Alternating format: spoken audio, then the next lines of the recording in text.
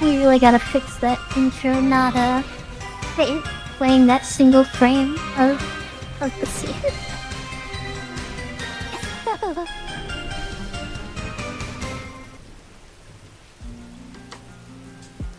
Hello! Hello!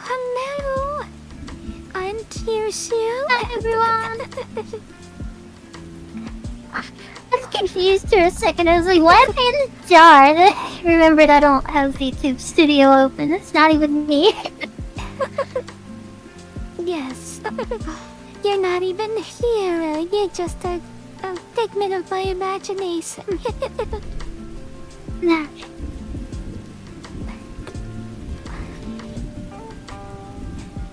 I hope you all are doing well. I see Livonia and I see Dynamax Kathy.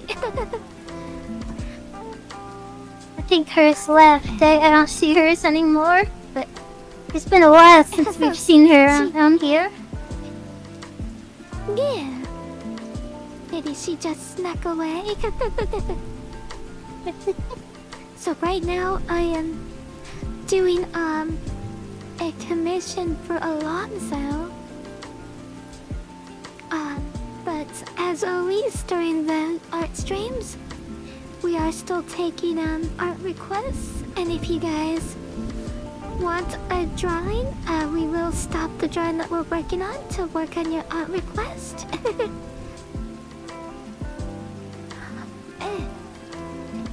Here, and it's 5 for sketch and 10 for colored. She changed it. It used to be 10 for a sketch, and she'll color it if she wants to, but now it's 5 for a sketch, and if you pay 10 like before, it'll always be colored now.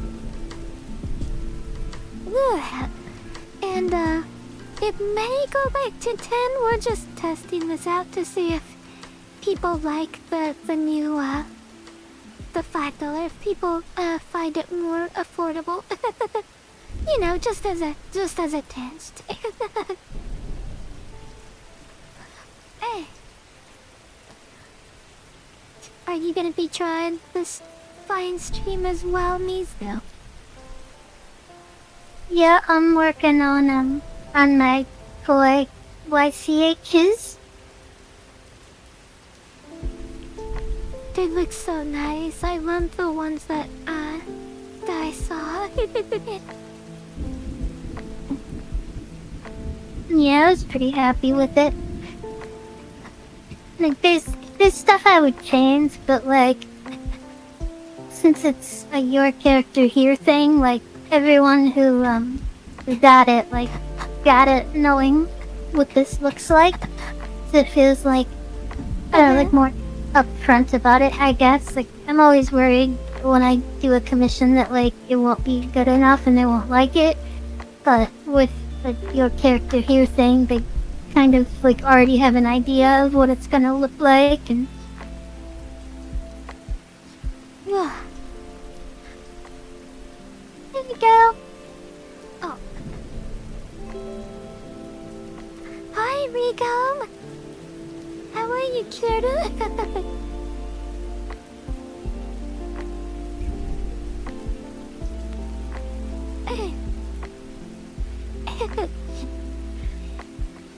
Now, Rigo is the cutie.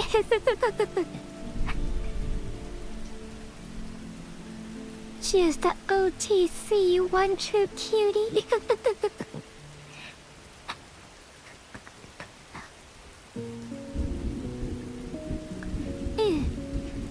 How much did you charge below your character years? I did 35.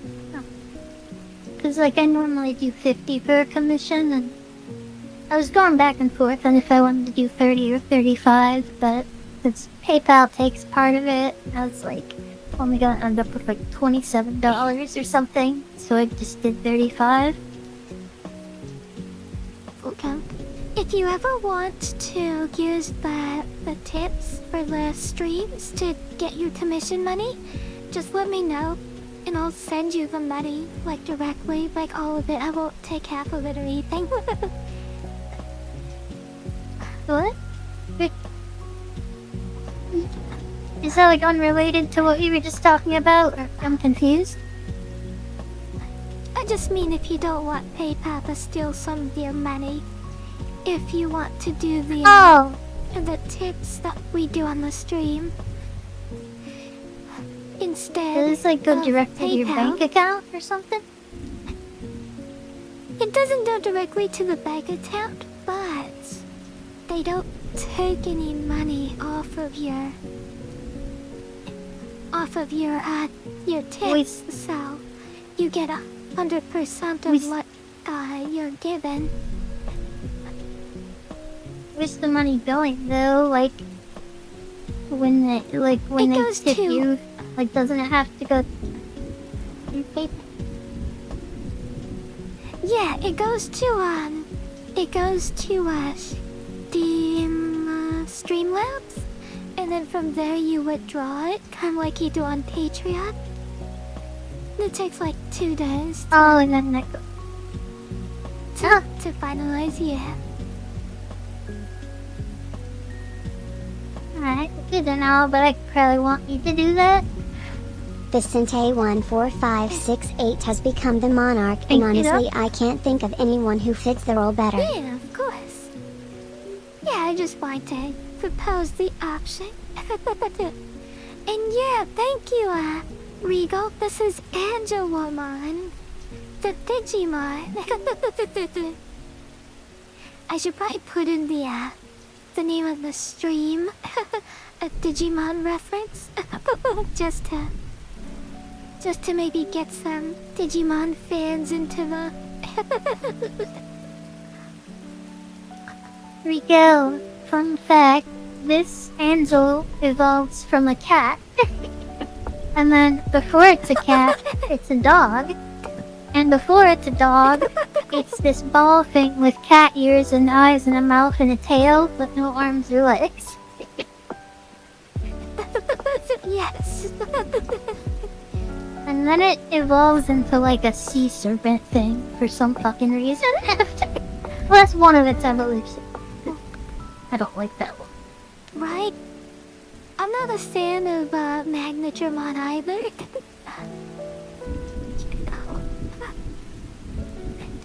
I was really hoping for like, and I think they've changed Mega to a different Mega, or they've added different Megas for him. Yeah. Ophanimon. O-P-H-A-N-I Mon. And it looks like it yeah, would evolve from there. It's awesome. I love Ophanimon, yeah.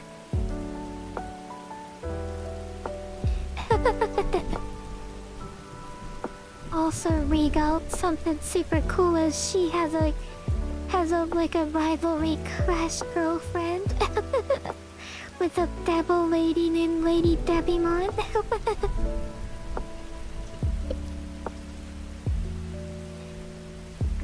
It's not official canon, but they're a couple.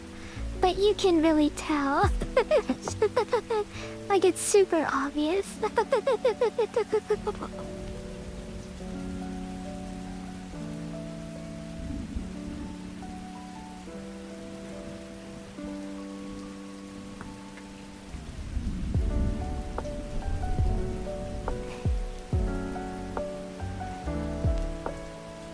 Fox Girl Regal would like KissuKissu to take a break and hydrate. I say, jolly good. Aw, Fox Girl Regal says it's time for gentleman mode. Thank you for the hydrate.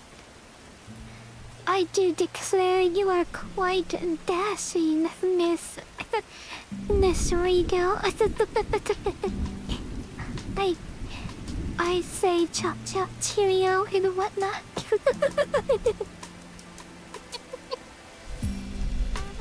You can definitely tell on old blood by the way by how dapper and sophisticated my linguistics are.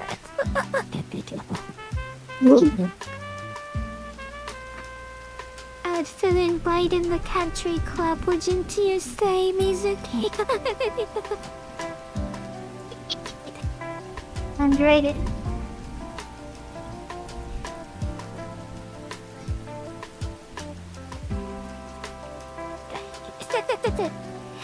very gentlemanly of you to say. Yes. I like to go to the country club and compare my yacht's size to the other people's yachts. Of course, mine is always the Naturally. biggest because I'm the richest person there.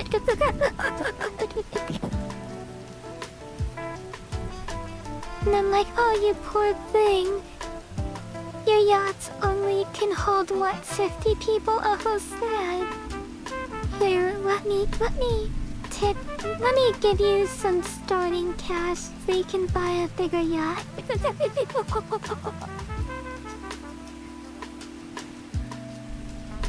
I'm always quite generous like that.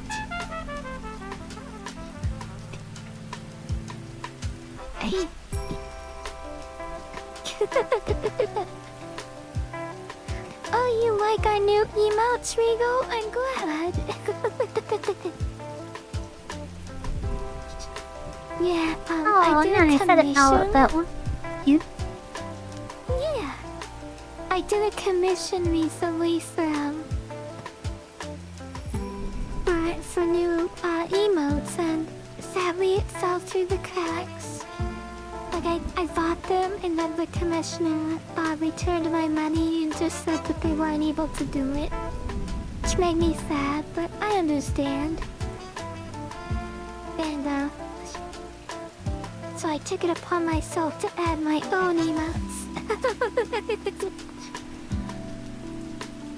Someone's gotta do it. Exactly.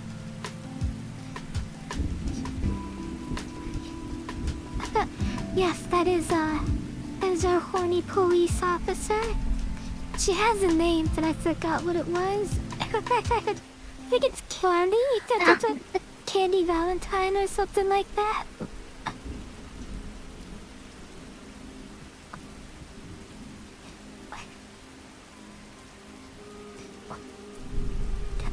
Do you think I can do a better job on these wings? Like, what could I do to make these wings better?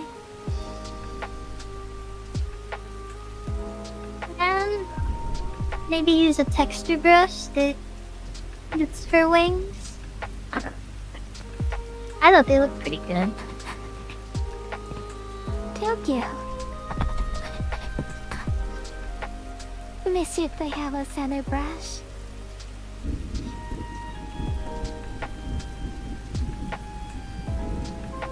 You can run into a problem here because feather is a word used with brushes. That's different from wing feathers. Maybe search. You haven't I know. Maybe search for wings.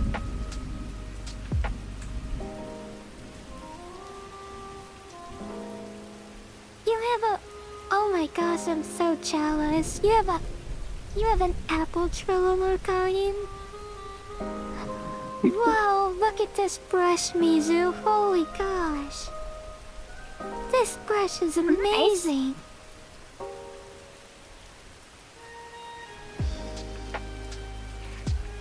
You know, it's kind of funny, like, when people complain about using, references and stuff, I wonder if they're even aware that, a lot of artists use stuff like this, because, I bet they'd be, sitting there angry with their mouths open when they realize that artists use textures that would have taken hours and hours to draw on. Instead, it just takes a swipe of the pen. Like, I already draw that!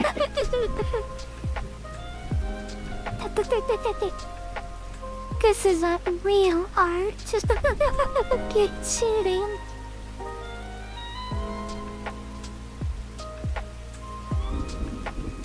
Listen to me, everyone out, all inspiring artists out there.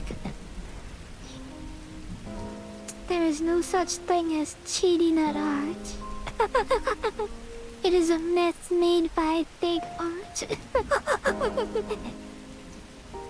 They just want you to think that there's cheating.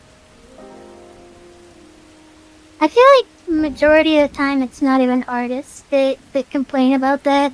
It's people who don't make art that want to tell you what is and isn't cheating.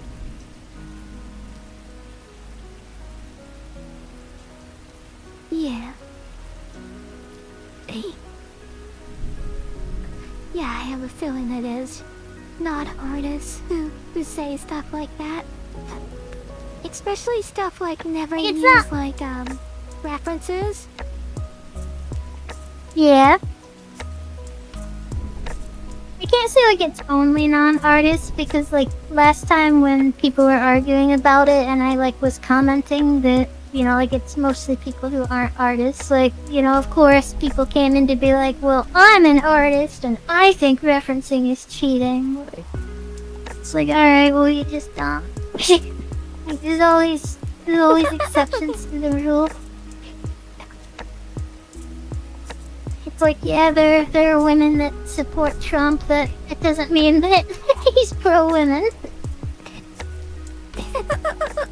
Oh my gosh.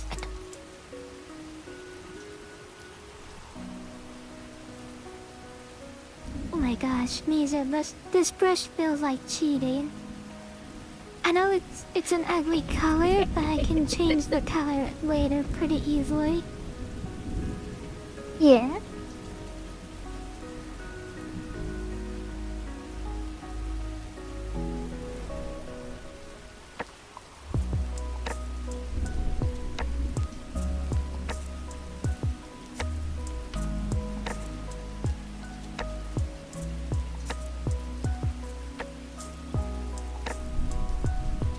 So, I was talking to my, friends who are really into, tabletop games, like, Dungeons and Dragons and stuff. And there's a brand new tabletop game that just came out. And it's based on Final Fantasy XIV. Hey, it's literally just Final Fantasy XIV tabletop. That's like its name.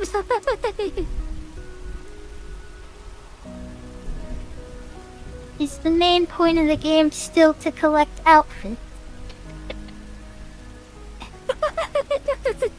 It really should be, right? I raid this dungeon for the 14th time in a row.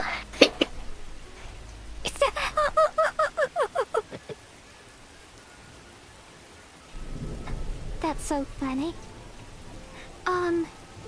They added a new mechanic to the tabletop game, and all of my friends agree that this new mechanic that they added basically is like the best thing to come out of tabletop games in a long time. And I think that it's like going to change like every tabletop game from now on. Like every tabletop game's gonna want to use this.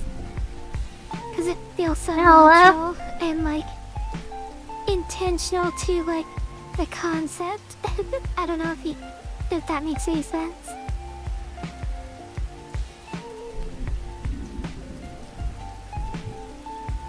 A new system that people like. It's probably good. It's good when genres get shaken up, because it, like I've noticed in pretty much all media, like genres are very almost like incestuous, where like they just do this stuff that's already been done, like, and it's not necessarily a bad thing, like if a game does something well, then of course other games are gonna want to do it too. But then like a bunch of games do it and it becomes the norm. And then future games in that genre, like they then are like inclined to be like, well, we better use like a lot of the same stuff because that's how this type of game is done. And you end up with like a series of games that are all like really similar to each other, and the genre itself like can end up being stagnant if like no new innovation happens, you know? Oh my gosh, I feel like that's what card games have become.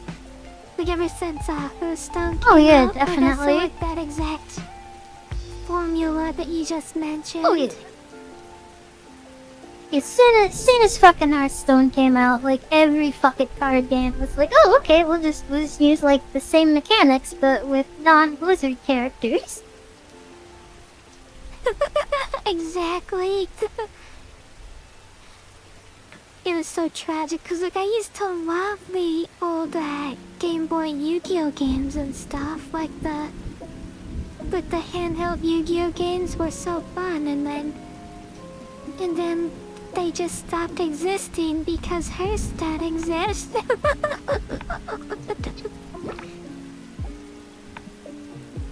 I've heard that Yu-Gi-Oh just got more complicated to the point that like you aren't even play, like the other person just wins on the first turn.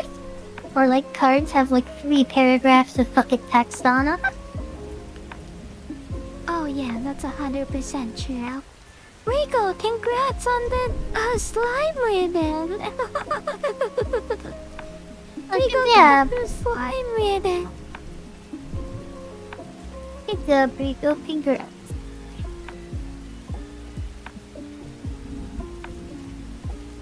Good for her.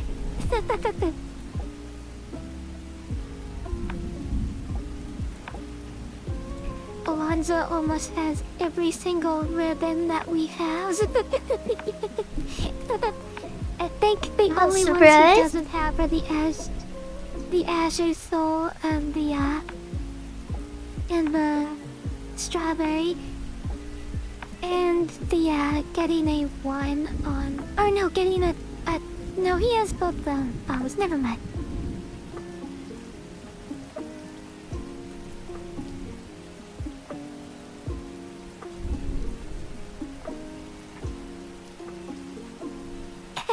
He's all about the slimes.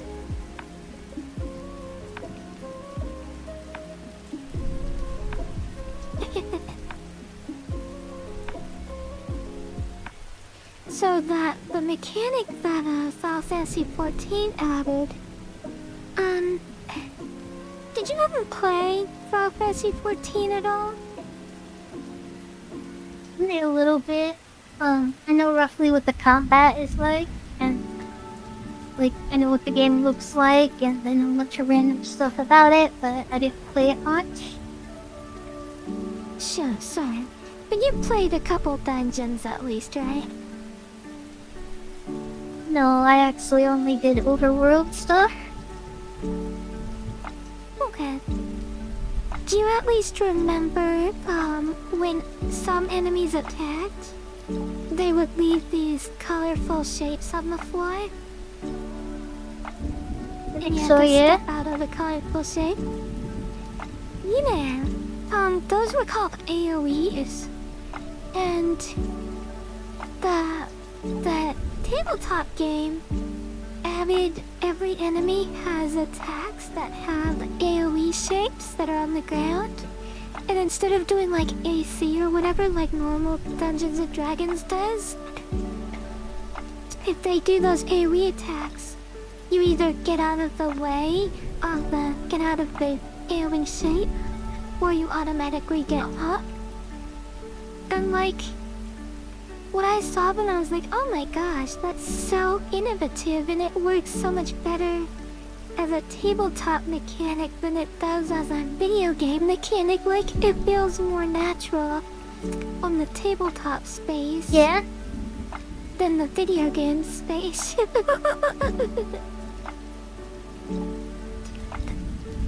And my friends and I predict that that is going to become a new mainstay in like every single MMO ever. Or every single tabletop game from now on. Like, they've broken the AoE mold and now everyone's gonna do it.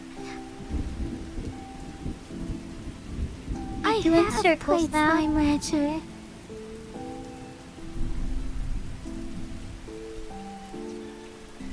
I love Slime Rancher, that game is so cute.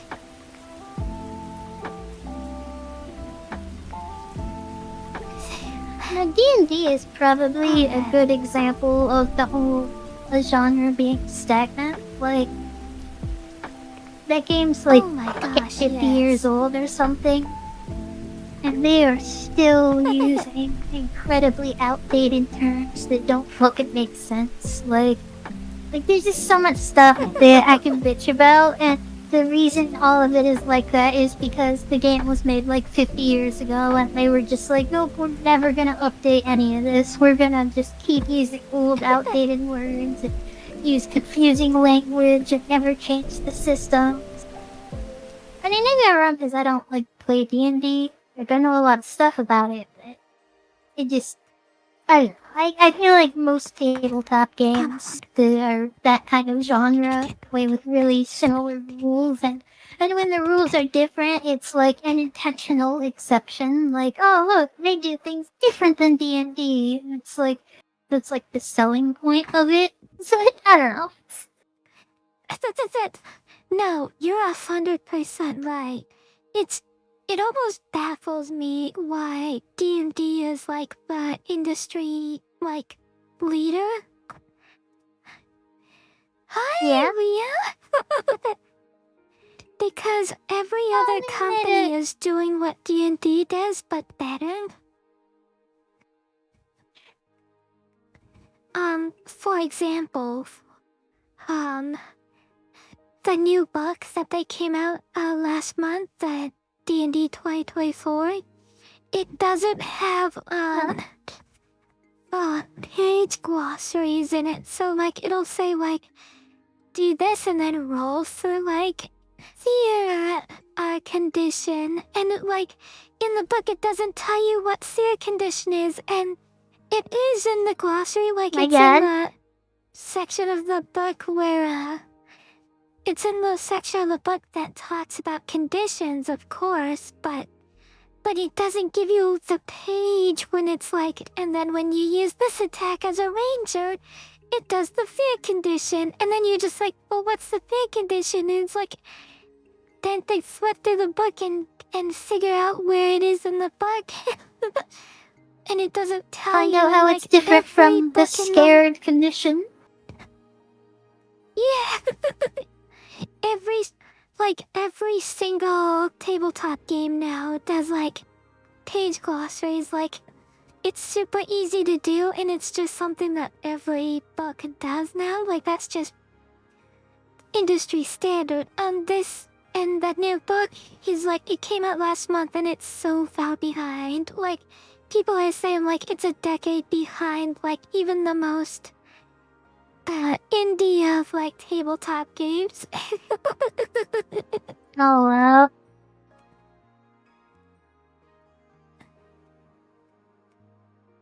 I personally, I would never use a physical D&D book. Like that kind of book absolutely needs to be digital and with hot links on every fucking word that means something. Like when it says like fear's the enemy for 12 seconds, fear should be blue and I should be able to click on it and it should take me to the fucking page that describes what fear does.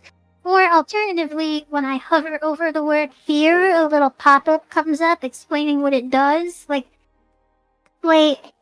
if that exists, there is no reason to be using a physical book instead. Like, or well, no, I guess there's plenty of reasons, but personally, Hey. And a lot of tabletop games now come with a official PDF, so that the fans don't have to create their own PDFs. And the official PDF has those like links to pages, and they have like all the like stuff already pre-built in the PDF, so it's like super user friendly. oh nice. Mizuki's blue. Can I click on her to go to the page where it explains what she does? Leah, not only can you click on her to go to the page to see what she does, you can hover your mouse over her and it will say what she does, so you don't have to click on her and lose your spot in the book by going to a different page. We're that user-friendly.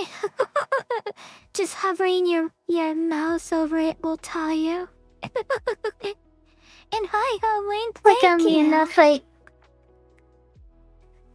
click on me enough, I might get annoyed and just tell you.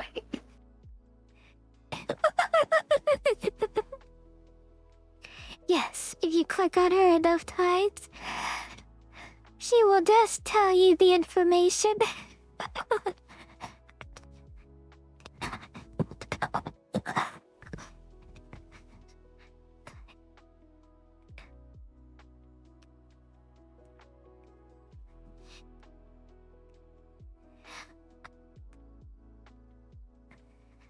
Hey, Kissu's player? Send a screenshot in the Discord. I want to see this.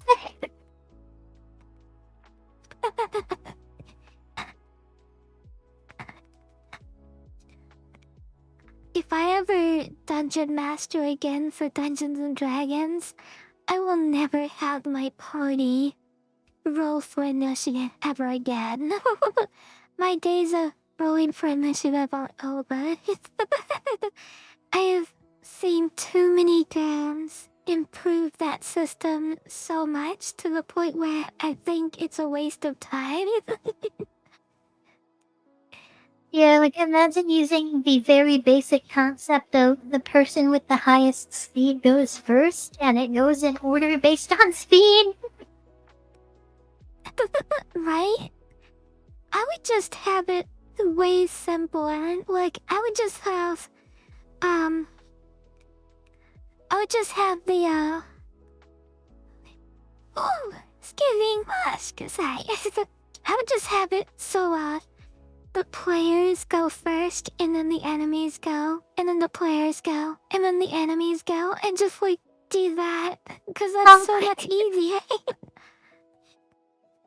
Yeah, that's like one of There's the no two standard systems for turn-based strategy games. Is either your whole team goes first, or we go based on speed.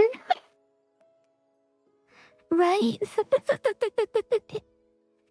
It's like, gosh, this... What are you drawing? The fact that... So I've tried to draw a digital portal opening, but at like an angle, like a side angle. It's like, are you just doodling lines right now? Did you forget your drawing? No.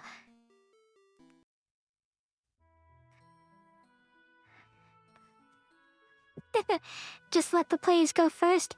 Yeah, so I would have it two different ways. Either if the players initiate the combat, they go first. If the monsters initiate the combat, they go first. And it's literally that simple.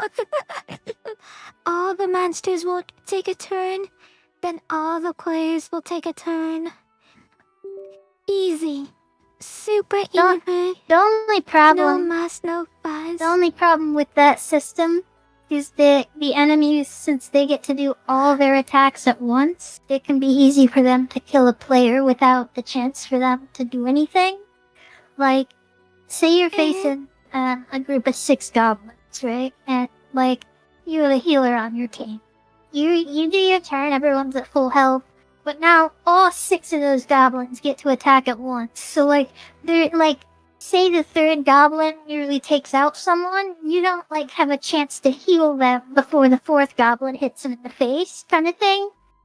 So it's like, you would definitely have to, like, adjust the balance of the enemies and stuff, but I think that's just, like, a problem with D&D, because before D&D, I had never heard of the term action economy, because, like, it's almost not even a thing in other strategy games. Like, almost never are you in a situation where it's like the enemy has 10 times as many turns as you and they could easily kill you. Like even in Fire Emblem, where enemies vastly outnumber you, you're like, it's done in a way where like you don't have to feel like every character's action is incredibly critical. Yeah, but having your healer be able to go like in between the enemies is like what allows them to save you. Like, they can't do anything if you go from 100% to dead, like, between their turns, is what I meant. Like, normally there'd be some space, you know, like, one guy could get injured and, like, maybe the tank does something to try and protect him. Or, like, he moves away or something. I'm not saying it's a bad system at all. Like it's one of the two most common systems. It's just like because it's D&D and they have that whole action economy thing going on. You have to do something to like change that. No, you're absolutely right. Especially since when you go down, like when you die in D&D, you get if the enemy attacks you twice while you're unconscious, then you automatically lose fail saves. And you only get 3 fail saves, and Oh, well. every attack that your body takes is an automatic failed. It's an automatic 2 failed death saves. And like, I would never do this, but other players, I could see them being like, oh, look, the 5 goblins all get to go. First goblin attacks, they're hurt. Second goblin attacks, they fall unconscious. And now there's 3 more goblins that get turns, and now that your character's life and death is at the whims of the DM at this point. Like, DM could you consider, giving the cleric a turn before I die?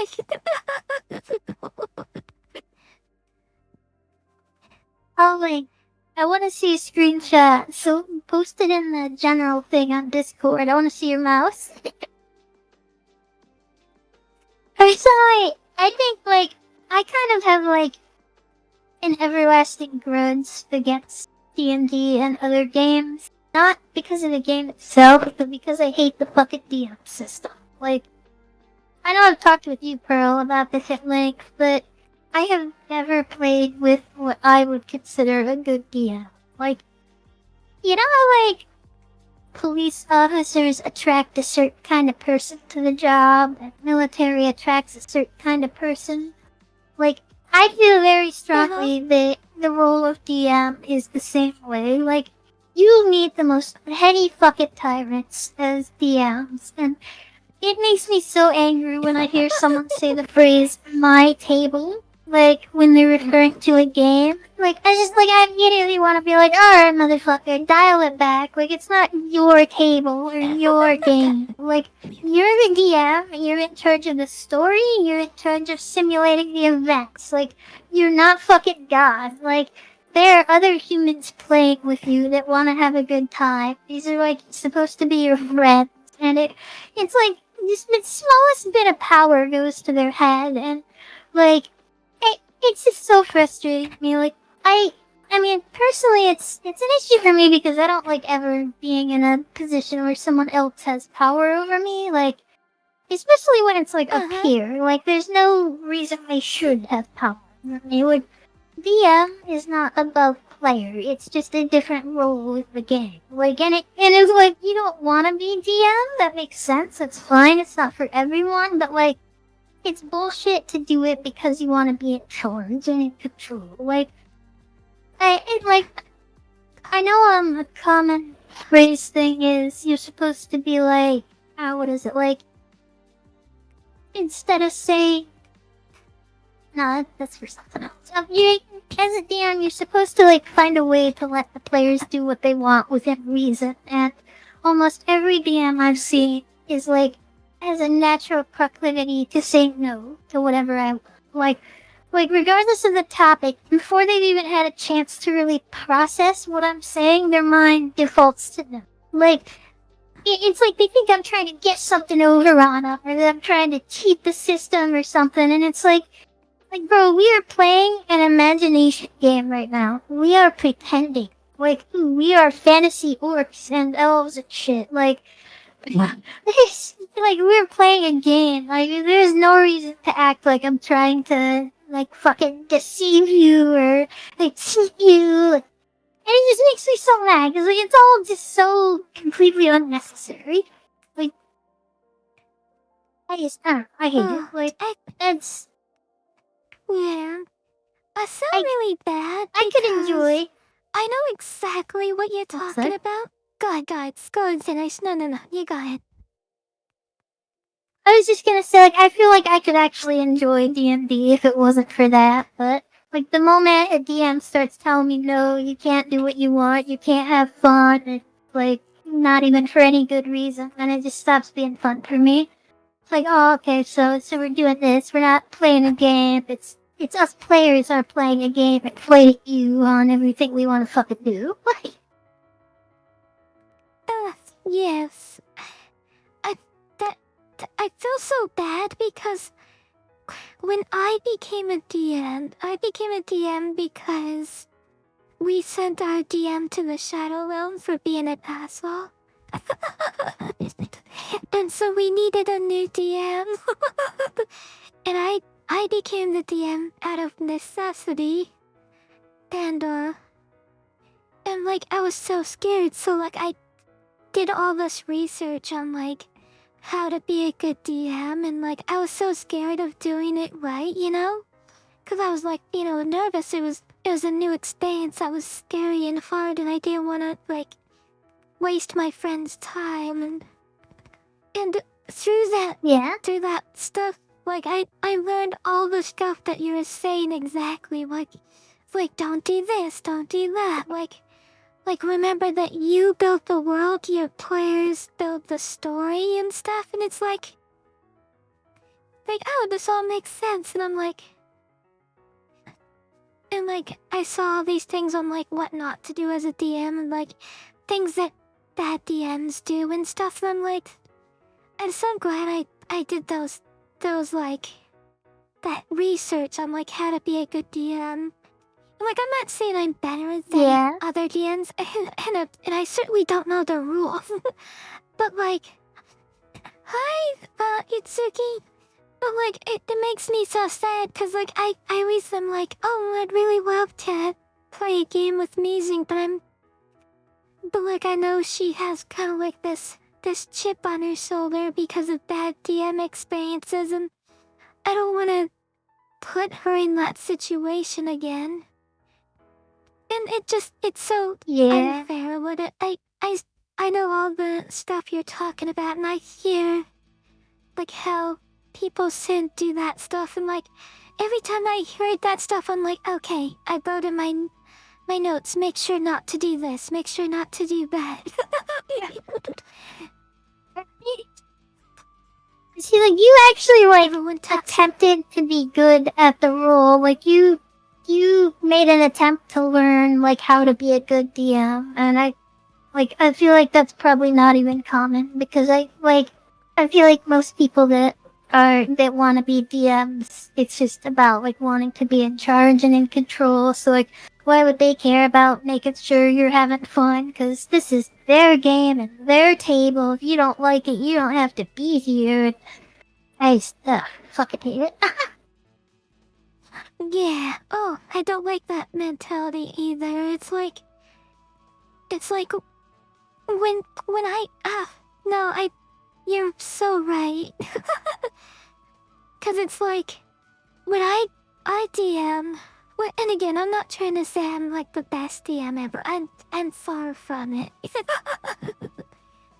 But what I asked my toys, what themes do you want in the game? Like, what do you want with a heist? Do you want like action? Do you like lots of violence? Do you want horror? Do you want sexy stuff to happen? Like what? Pick your flavor, and I will tell a story based on the flavor you guys ask me to. And like, I will build a world around you guys rather than building my own world. And in a lot of ways, that's way easier, cause then my players just tell me what they want, and I'm like, oh cool, all I gotta do is they give me this list of things they want, and then all I have to do is like pick from that list. You know, in a lot of ways it's easier.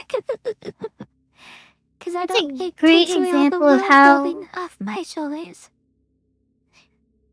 It's a great example of how you do it differently than other people I've seen, because like you went at it from what kind of story do you guys want, as opposed to this is my world and my story and we're gonna do it the way I want.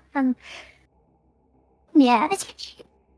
I remember one thing you said before, because I've heard people say a few times, like, when you don't like something, like, oh, I'll go play another game, or like go play at a different table then.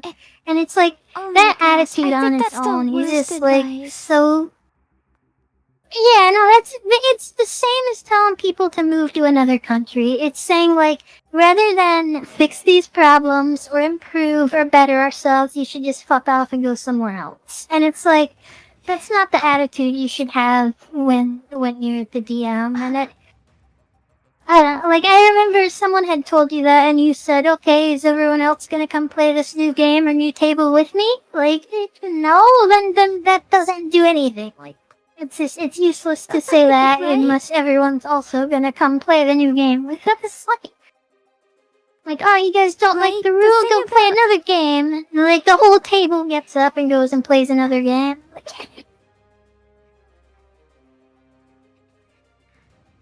Yeah, oh my gosh, how like 100% always improve the yeah. situation you're in.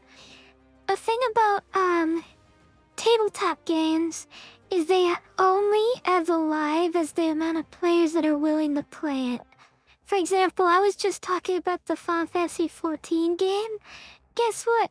Nobody else knows how to play the Final Fantasy XIV game, so that game might as well not even exist. that isn't actually a game you can play because nobody plays it. Yeah, shut it And down. yeah, I think. And when you said, when they say, oh, you should go play a game that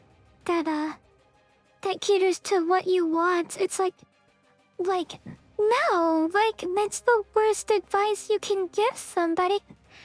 The literal worst advice, because that's... It's like, I don't want to play another game. I want to play this game. I would just like it if it was done better. Right? It's like, Preach. how about instead of...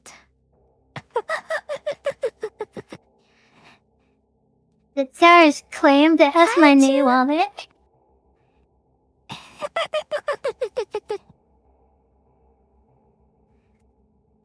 Okay, oh my gosh, this whole idea of telling someone to go play a different game, it's like, I agree, okay, well yeah, let's go play that game then. Alright, I'm sure everyone knows the rules, I'm sure everyone has a character, so it's like, I'm sure we could just pick Everyone up wants and to play roll a the new character. game, right?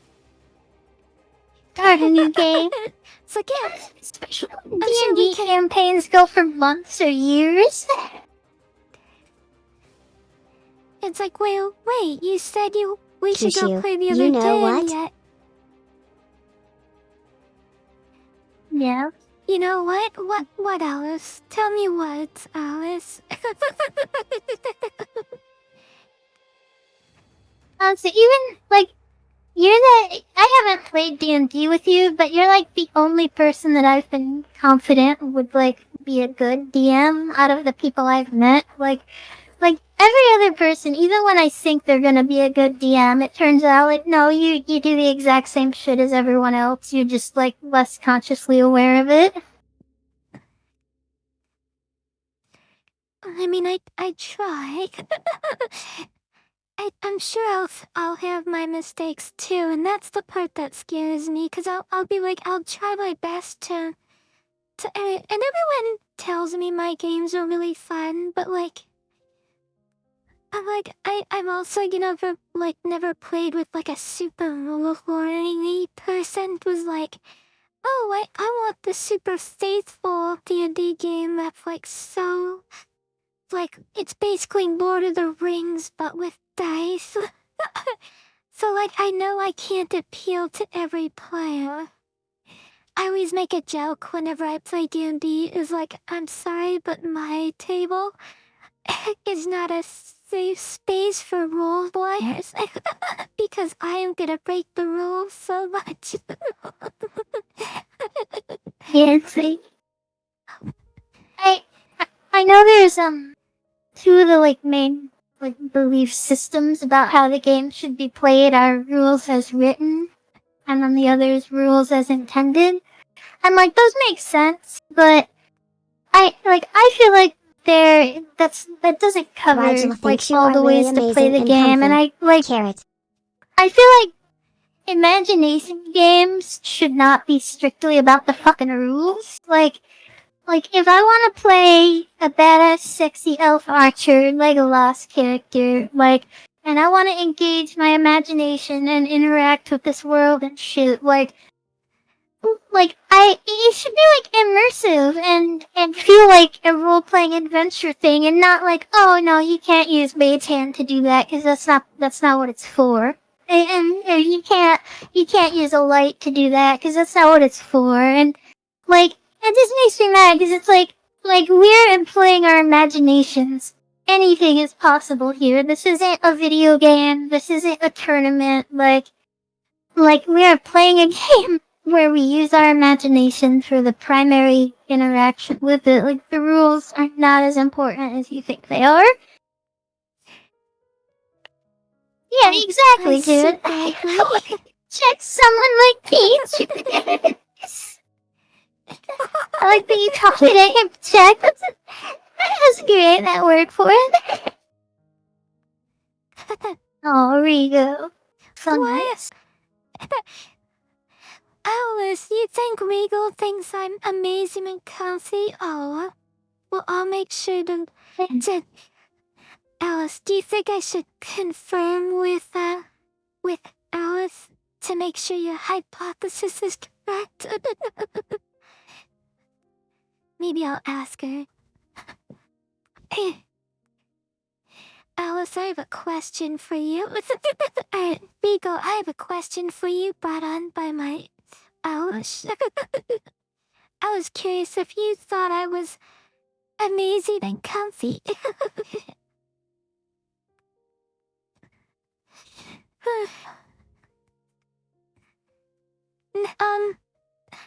Okay, well, let me ask you something. Let me ask you a follow-up question, Mizuki.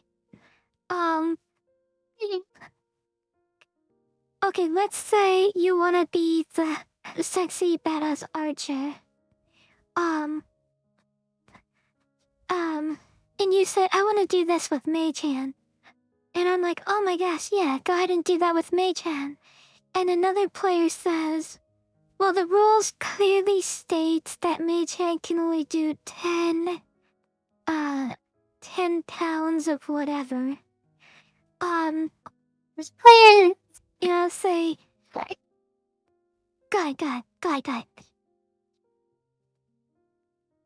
No, I was just gonna say those players are almost worse than the DM, but if you're gonna say like Mei-chan can only lift 10 pounds, that's a fair restriction in my mind. To say like you can't lift that boulder with Mei-chan because Mei-chan isn't strong enough to lift that boulder. That's perfectly fine. It's more like I was talking more like when I have a creative use for something. Like I want to use Mei-chan to go poke that guy in the back of the head to distract him, and then they're like, no, that's not what it's for. Like, alright, fuck you. What? No, that sounds like an amazing use for Mei-chan. What the heck? Okay, but... Right, so what I'm trying to say with my example is, let's say you want to do this cool, creative thing with Mei-chan, right? Well, with any spell. Like, we'll just use Mei-chan as an example, but really any spell. And then someone points out that, the rules say that, 10 pounds or whatever. And again, this can apply for any spell, but we're just using Mei-chan as the example. And I say, as the DM, okay, Mizu, you can do that, but can you think of a way to do it in a way that only requires you to lift 10 pounds? Would you think that's a fair way to handle that situation? It's like, I'm gonna let you do your the basic creative thing, but is... God, yeah. Yeah, you're still adhering to like the general rule set and idea. Like obviously I'm not advocating for no rules at all. Like the rules serve as a basis and a guideline for how to play the game. But like that's a totally fair way for you to say it. It's like, okay, well, Mei-chan can't actually lift 50 pounds. Like, can you think of a way that you could do this without lifting 50 pounds? And it's like, that would be a perfectly fine situation if I can't figure it out to be like, oh, okay, well, Maid can't lift that much. Like, that's fair. Like, I think, and that's a good way to handle it. I would say I really don't like players that cut in to be like, actually, you can't do that. Like, if the DM's allowing it, and then like, oh, well, you can't do that. Like, I just want to look at them and be like, what is your problem? Like, why are you trying to prevent me from having fun? Like why? Like, is the game not fun for you if I get to do what I want? Like, is the game only fun if we all gosh. fucking strictly follow these rules like it's a video game? Oh my gosh, if someone at my table said that, I would reiterate my table is not a safe space for role players. If someone at my table said that, I would tell them, listen, I'm going to make rulings. At my table, whatever I say is the final word. You're welcome to state your case as to why she can't do it. But whatever I say is the final word. But also, it's going to be on a case-by-case basis, meaning if this comes up again, and it proves to be a problem, I reserve the right to change my ruling so it doesn't work anymore. And if they have a problem with that, like, no, I'm going to try and maximize my players' time and fun. Like, I hate the idea of like someone like arguing that you can't do something when the DM has already said it's okay to do. Like, I agree. I think that's awful. It's like, who said that you won? Like, why are you? Yeah, go ahead. I think it's largely just like a mentality thing. Like, some people just have a fucking boner for following rules. Like the kind of people who like they'd see a lady stealing diapers at Walmart for her baby and they'd report her because that's illegal. That's against the rules. And like they don't think beyond whether or not something is against the rules. Like, they don't look at the nuance of why something is a rule or why it's not a rule. They just hear like, oh, well, you're not supposed to be able to do that, and I'm not gonna let you do that because that's the rule. And it's just kind of like fuck off. I need to lure. You can't enlarge the triangle. The jar is too strong. Fuck, it's enchanted.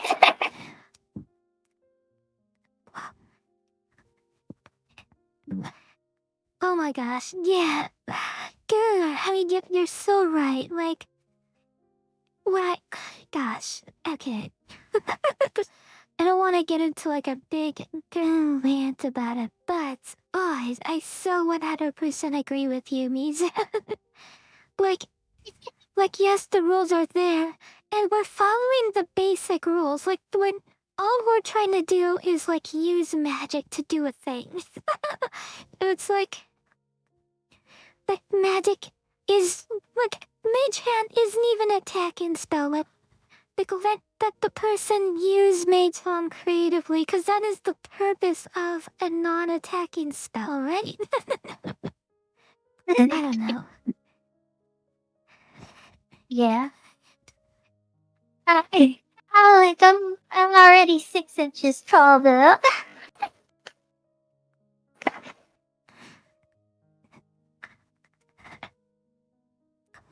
And large mistakes until someone lets you out, and then they all go at once.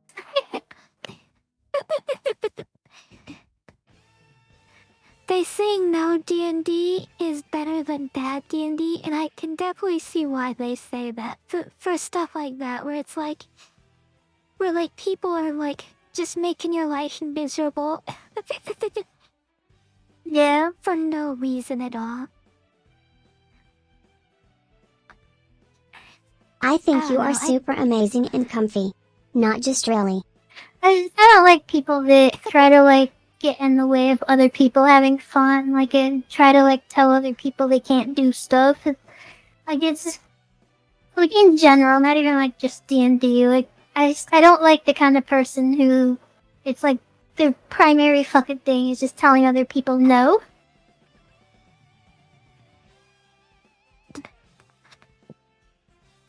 Yeah, I'm 100% in the same. Like, I agree with you.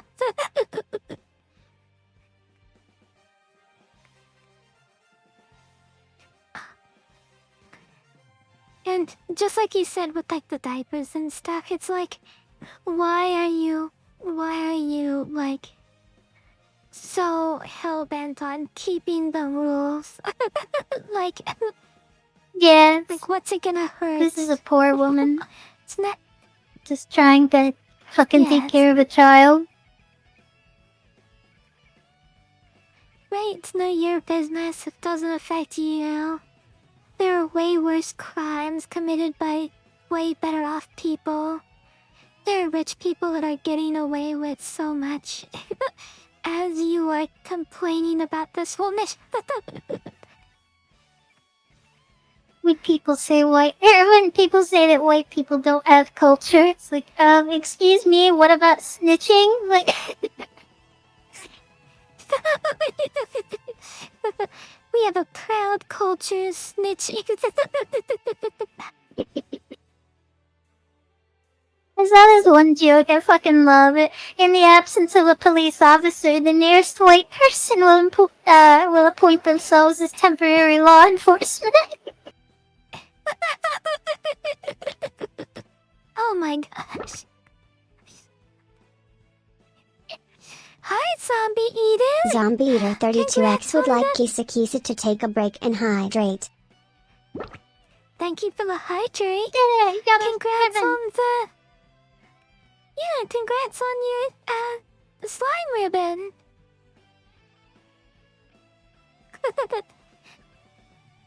Bird slimes. Yep. See, I got the legendary bird slime. Oh, this sucks, Howling. Hi, zombie.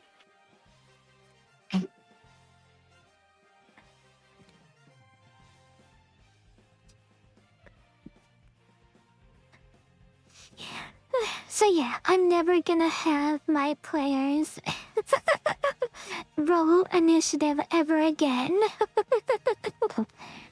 And I will accommodate for the issue that you brought up, which is the healing issue.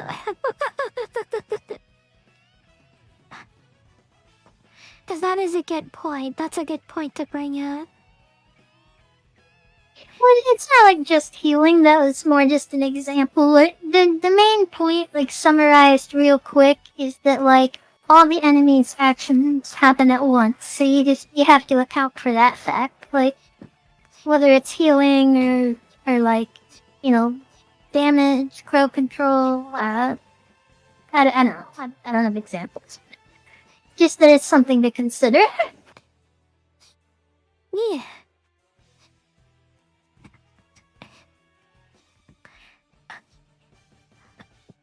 What am I drawing?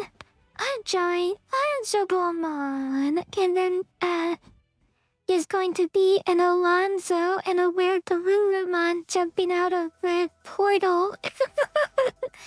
And into poor Angelomon's cleavage. Is she reaching for him to try to catch him, but she misses? Yeah. Yeah, she sees him and she tries to reach for him and catches him. Yeah. I love how the shine on the helmet turned out. I think the helmet and the boobag came out really good. Yeah, I agree. That helmet shine looks great. Use like some blue, right? Yeah, I added just like little shines of blue on there. Just cause it's like a gray helmet, Nice. so I thought that the lighting would turn blue upon hitting the helmet. Yeah, that makes sense. Catching ties from inside the portal. Be careful, everyone. Thank you, Howling. The picture looks But if absolutely you guys outstanding. Aw, thank you. This was a commission that Alonzo did. I opened up my commissions on Twitter. And I'm gonna try and finish this on the stream. But if you guys want to do the tip for $5, I always prioritize the stream's requests over whatever the drawing for the stream is.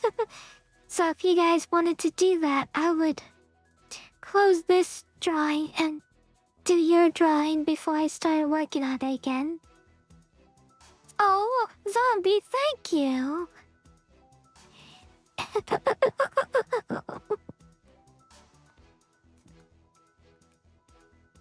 You guys are always so nice and makes me blush.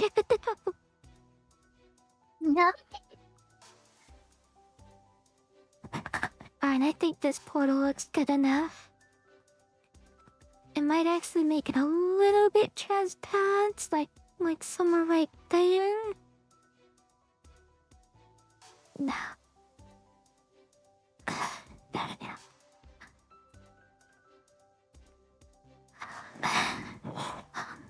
Okay, and now we gotta draw the metal Garurumon. You drawn a whole metal Garurumon? My god, I would've charged the whole separate commission fee for a metal Garurumon. But yo, you might as well ask me to draw Optimus Prime. Not only am I gonna draw a metal Garurumon, but I have to draw a metal Garurumon with a boy riding on top of it. Oh my god. Is he really falling if he's riding a flying wolf?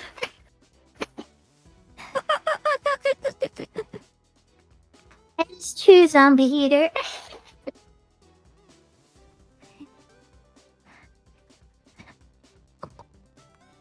Oh, are you just getting off work or something, Howling?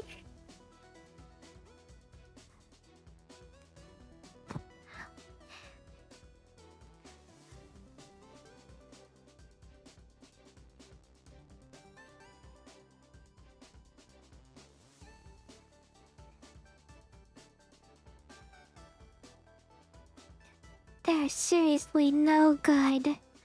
Metal Garurumon. Reference textures. Just pull up his video of him digivolving. He like rotates in a circle at the end, doesn't he? Oh, that's true. They all kind of do that, don't they? We're gonna look for a little bit longer and then I might do that very thing.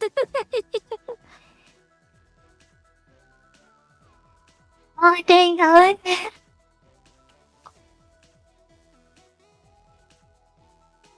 So, for those of you that missed it, aside from the drawing streams being back to being in this time slot, Kyushu's planning on doing casual streams in this time slot. So I think I want to say Fox Girl and Howling and who was it? Maria and a couple other people I remember like they showed up to these streams a lot, but then our other streams were at a really bad time for them. So if you guys were watching these before when we moved it to the 10 p.m. slot, before we did that, then good news there. We're back to doing it at this time slot. Ooh. And I was able to do that because my schedule drastically changed. Hooray! Drastic life changes.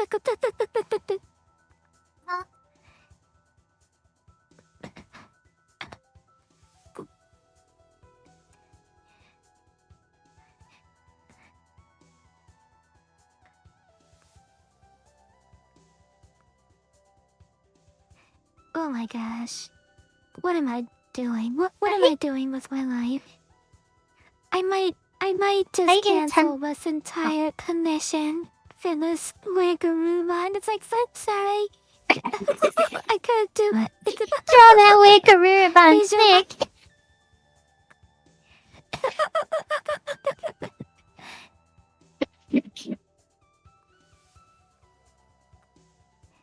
I intentionally made these YCHs have no hands in them, and I just caught myself trying to add a hand to it, and I'm like, what the fuck am I doing? That's funny. It's like, hold on. How have you two been last week? I don't have to do this. How have I been last week? I've been okay. Thank you for asking, Alice. We kind of missed 2 of our streams last week, which is a bummer, and I wish it didn't happen, but like, we had said during the 12-minute stream that there's a chance all the streams of the week were gonna be affected, and they were. But we've got everything under control now, so... Yeah, it's just unfortunate. I've been trying to readjust my sleep schedule too, so that I'm like always up at the correct times. And like,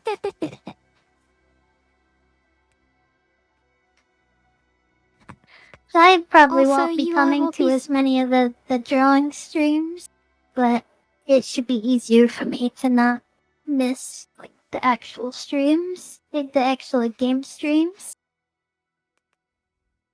Yeah, I'm glad. Oh, you guys are gonna be so proud of me. Mizuki requested a day off, and I gave it to her. I'm a good boss. She's like, excuse me, madam, can I please have Thursdays off? And I was like, sir, how dare you ask me for Thursdays off?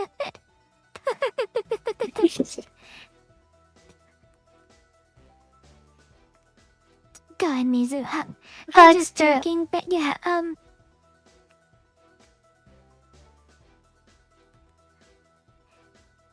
Fox Girl, when you redeem the Alice thing, Kissu always pretends it's Alice asking the question. That's why she always, like, replies to Alice. Cause, like, I hereby demand Alice a is comfy supposed cotton to be padding like from Mises chat, Jar like so Alice she can chat adjust her sleep combined into an perfectly. AI.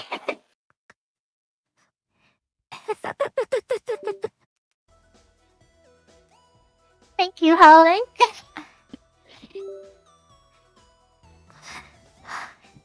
Thanks, girl. Well, I hope work has not been too bad for me. Well, I'm glad to report that work has never been better. This has been the best work has ever been.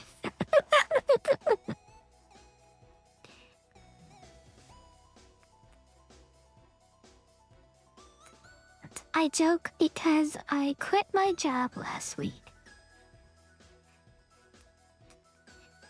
And now I am jobless. Yeah. Currently unemployed. So yeah, work has been super not stressful. The least stressful it's ever been. One of the most, like, relaxing days in my life was when I fucking finished up my 2-week notice quitting this one at the second hotel I worked at. And we were just riding down the elevator being like, I'm free. I never have to come back here again. It's over. It's fucking over. Amazing. No, that doesn't count. Complete release, even before she got off the elevator.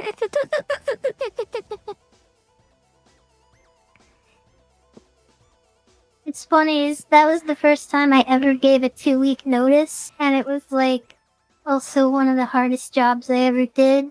Like, I even said like to a coworker at that job that I don't see myself ever giving a 2-week notice to a job because it's like when I'm ready to quit, you really think I'm gonna stay here 2 more weeks to ease things up for you and deal with like hostility and shit? Like, nah. When I'm done, I'm done. They were all pretty like nice to me and stuff there, so I did give a 2-week notice, and I hated it because like the job that I was quitting to go to, like they would have been happy for me to not give a 2-week notice. So it was like it is me painfully doing the right thing just because they were nice to me. Oh. You like say you guys on Duet? Like, I did you not guys give didn't 2 treat me weeks like I was notice. just a. Oh yeah, well I mean, I definitely don't blame you. Why you had a supervisor like fucking damn near harassing you on a daily basis? Well, yeah. Well, I mean, yeah, she got a little bit better at the end there, but that being said, yeah. I'm not gonna make excuses for it.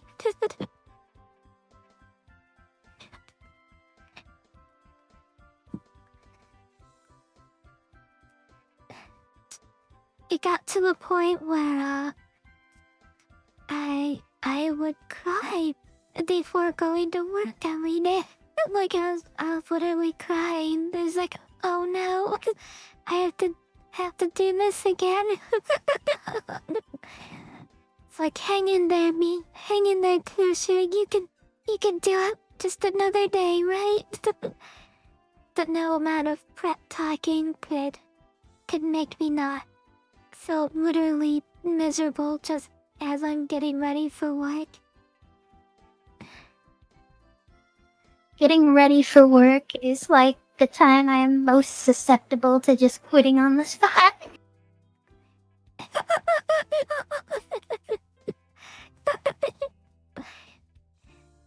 Like, it'd be so easy Yeah, to quit. but I can just... yeah. Nothing gives instant relief like canceling plans.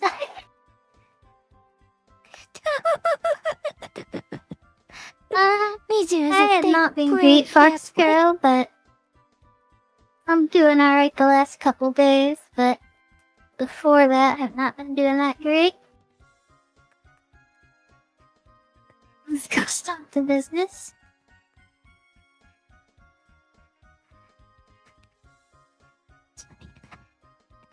yeah.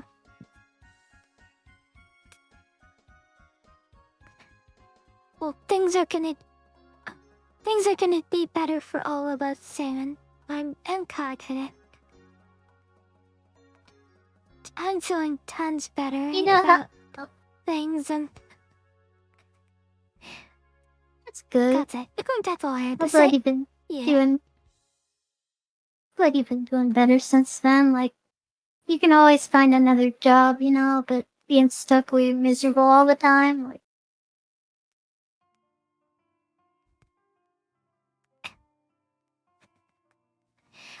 Yeah.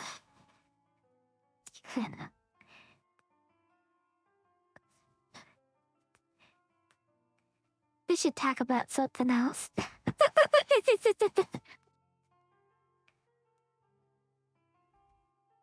Also, this metal Karuru wand looks hideous and awful. think it looks bad. Take the entire upper half of his body and move it to the right a little and then move it down a little so that less of his torso is visible. Or take his lower So half and move it down. up and to the left.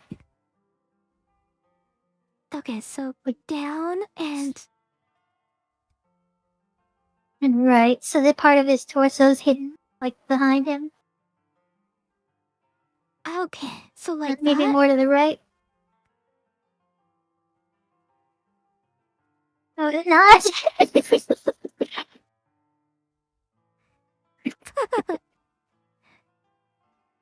Okay, let me rephrase. I was suggesting you foreshorten his torso, basically, but I don't know if that actually is a good idea or not now. The leather's definitely weathering. Oh, thank you, Fox Girl. The weather is definitely weathering. So how about that sports team, am I right? Oh, wait, let's talk about diving into cliffs. A true high-class topic of discussion.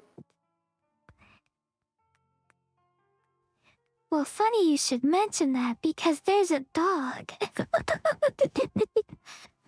This a wolf-like metal Garunman who is an expert on the subject.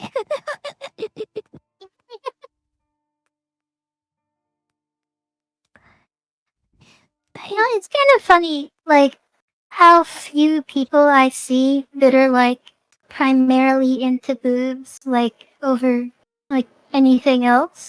Like, it seems like that used to be the common thing for males, but, like, it's almost rare now. Like, I can name on, like, one hand the amount of people I know that, like boobs are their main thing. Like, they don't care about feet or butts as much, and it's, like, it's surprising how few it is that like a feet. You know what? That is super interesting.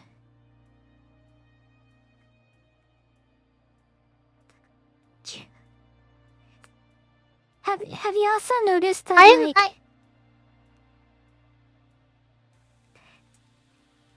saw an article that was like video game developers discovered that sexy women can sell games. Who knew? And it's just like, I'm sure you're joking, but like, how did video game developers forget that? Yeah. I don't know. Like, I don't want to really just get into a whole discussion on that, like, weird era where they, like, decided female characters should all be ugly, but, like, I'm glad we largely moved past that. Like, if I want realism in a game, it's not gonna be a game where I'm, like, fighting giant robot dinosaurs. Like, that's not the kind of game where I want my character to look, like, realistic and ugly. I don't know, like, Right? I feel like most people get it, like, that I enjoy, like, pretty things and not, like, ugly, dirty things. Like, Skyrim's graphics are just, like, gross to me. Anime like, I'm not girls saying they're sell bad, games. but, like, Sexy anime like girls that make style millions. is just, like, gross to me. Like, I already forgot what we were talking about that led to this. Oh yeah, females being attractive in games. But it's, like, one of the main things I enjoy is the game looking pretty. Like, I love anime and bright colors, saturated colors, and, like, that kind of thing. So if I have to, like, play as an ugly character, it, like, affects my enjoyment of the game. Like, just like if I have to play as a male character.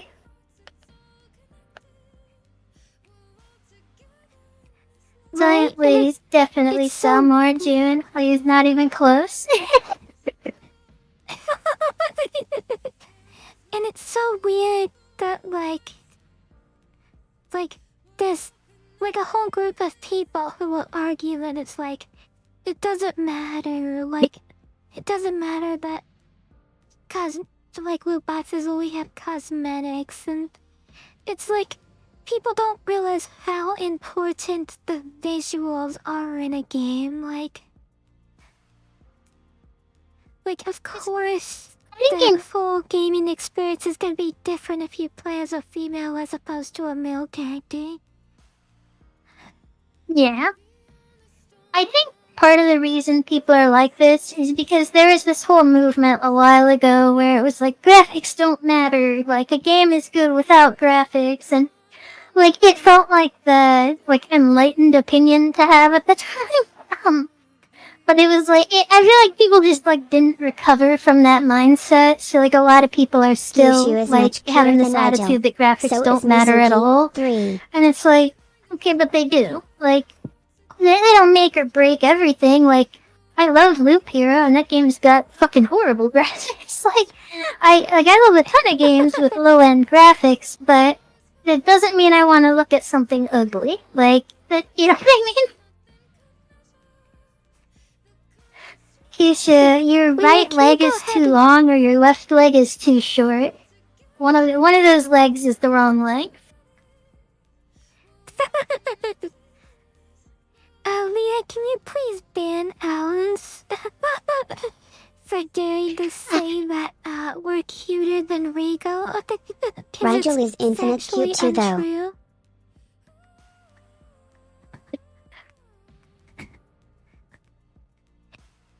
We don't accept wine here at KissuKissu.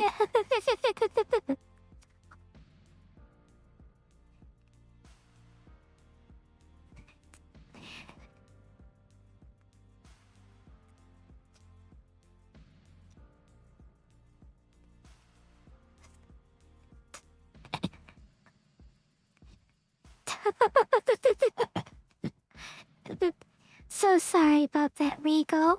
We don't appreciate Alice swearing like that. It is unbecoming of our AIs.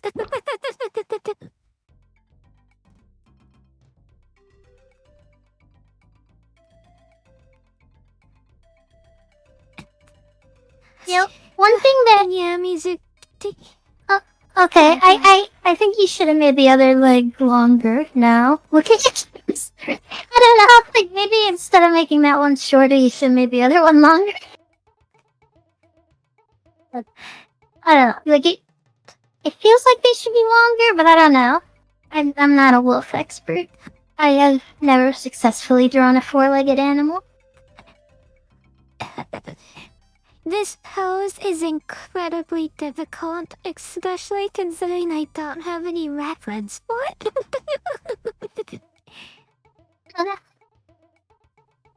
You can't find... That should be findable, let me try.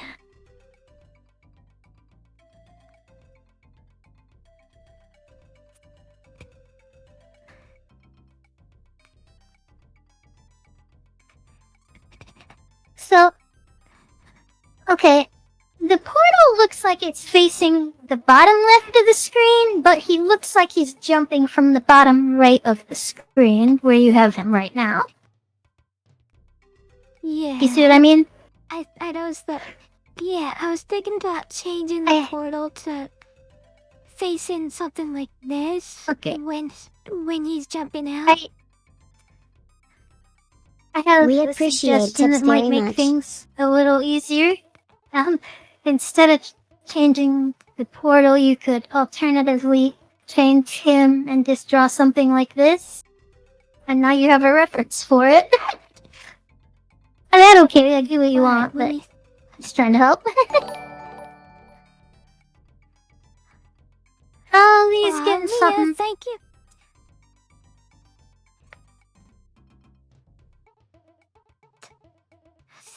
That's a good one. It's just... it goes against, like, what I did with, Angela mine, you know? Cause he's supposed to be jumping... I don't know, she's supposed to be reaching for him. Right. Can you zoom out for a second, actually? Let me, like, see the full picture here. Yeah, absolutely.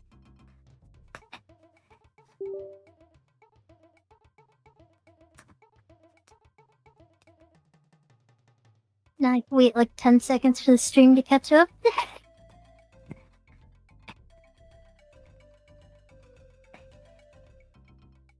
I think that position does work good, yeah. Like, the only other position I could think of would be, like, down left of her hand, but then you'd be covering up her body, so I don't know, it's probably better where you had it. Does look good. Yeah, I was thinking about putting Metal Garurumon right there. Or like right here.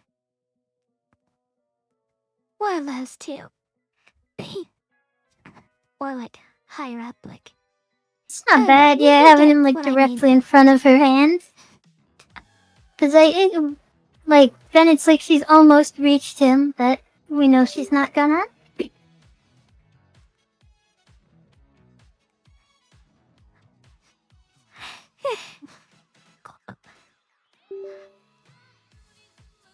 Okay. Gonna save this and we're gonna start a new drawing. Yeah. A new drawing. With an L in there. Exactly. With a capital L, of course.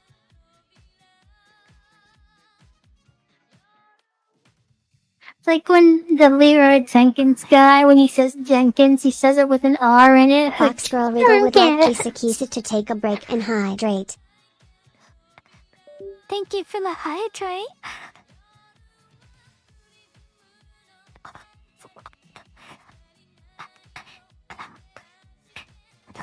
How link Kinda wild is like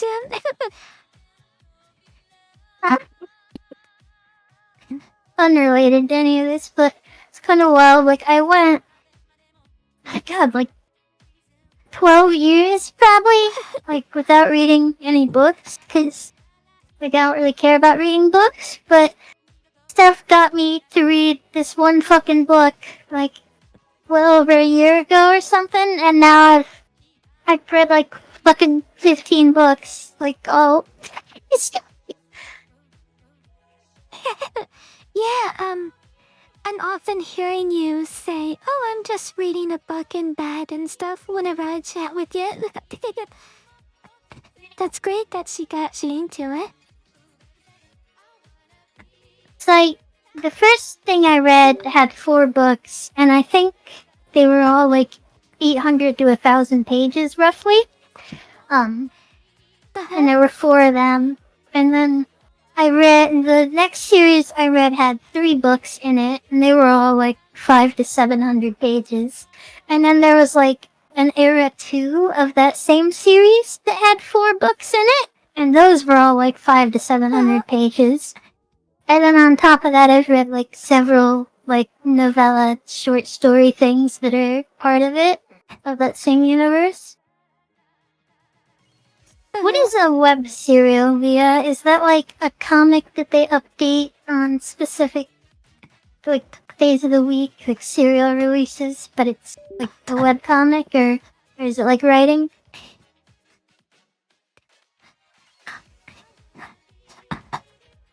Okay, yeah, so it's like writing, yeah.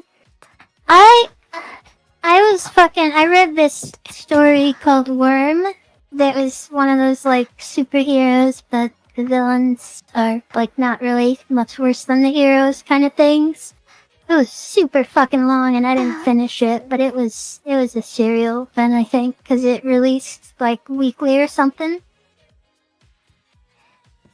What's funny is I guess I can't say I didn't read anything in 12 years because I read Worm, or most of it anyway. And that was definitely like several thousand pages. But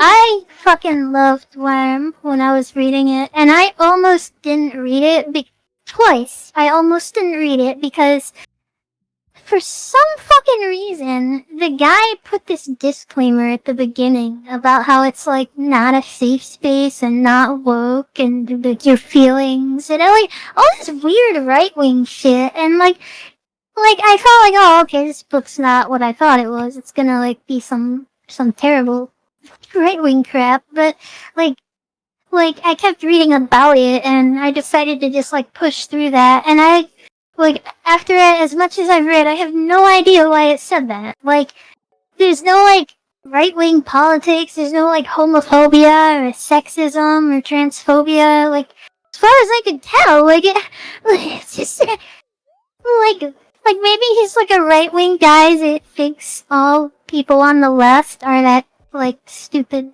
parody they do, because they don't have any idea what leftists are like. I don't know, like, I didn't get it, but I enjoyed that book a lot, and I almost didn't read it twice because of that. Do you think maybe he They was used just they used a lot of the same language, Leah. Like, they specifically said, like, I don't remember if it was safe space or I know they mentioned like something about feelings or something. Like it was at least coded like it was right wing. Even though I never got the impression the story was right wing at all. Like I don't know. Like maybe my memory's off, but I know I almost didn't read it twice because of that message alone. Do you think maybe it had more to do with like maybe more to do with like being like anti like cancel culture and stuff? And like maybe like people who get super defensive like at stuff like lollipop chainsaw and stuff, which that doesn't really have anything to do with like right wing or left wing, but just more like a crowd of people who get really defensive over. I don't know. I don't know. Like the story didn't have like lollipop chainsaw kind of stuff where people would be like, oh, I don't like the sexy women, and it didn't have anything that would warrant that kind of message. Like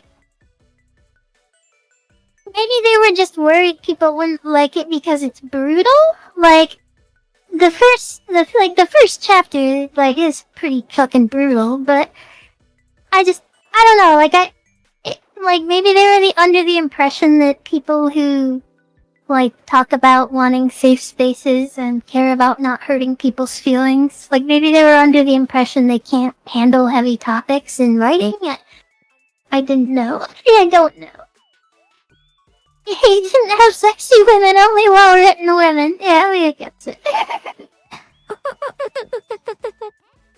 And I was a big fan of the main character, who has the same name as me. But her, like, okay. I am a big fan of, like, hard magic systems. Or, like, any kind of, like, power system where there are, like, strict rules to it, but, like, you can be creative with it. And Worm had that. The main girl, her power was that she could, like, psychically control bugs. Like, kind of like she was, like, a computer controlling a bunch of drones type thing. Like, she could control, like, several, like, million bugs at once, and she could also, like, do it while, like, walking around and doing other stuff. Like, normally you'd think, like, you can't think well enough to handle processing all that stuff, but she had creative ways to use what... Yeah, there's a guy hero that can do that too. I was listening. But she used them in creative ways, and the characters' powers would, like, develop almost as they, like, figured out new stuff. Yeah, I love that kind of thing too. And like when you were talking about the D&D stuff, like I love that in stuff like that too. It's like, okay, this is what I have at my disposal. How can I get more utility out of this? Like, how can I like make this better, right? So like when you were saying like you get mad that like that the end tells you no. Like, I don't know. Like it makes sense when you say that you like magic systems that have rules that you can like adjust based on like it's like, okay, this is what it does, but now how can I use what it does to my advantage? Oh no.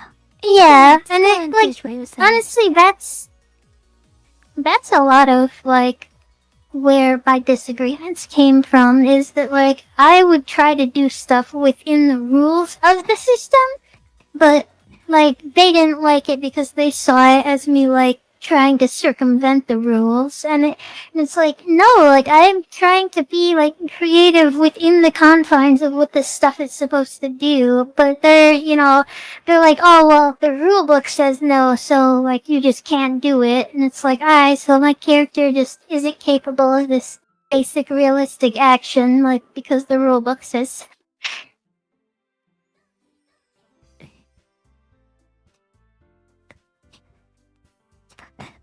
It's like, and that the rulebook doesn't say that. Because I read the rule of a spell. I bet the rulebook doesn't say anything else about the spell, Anna.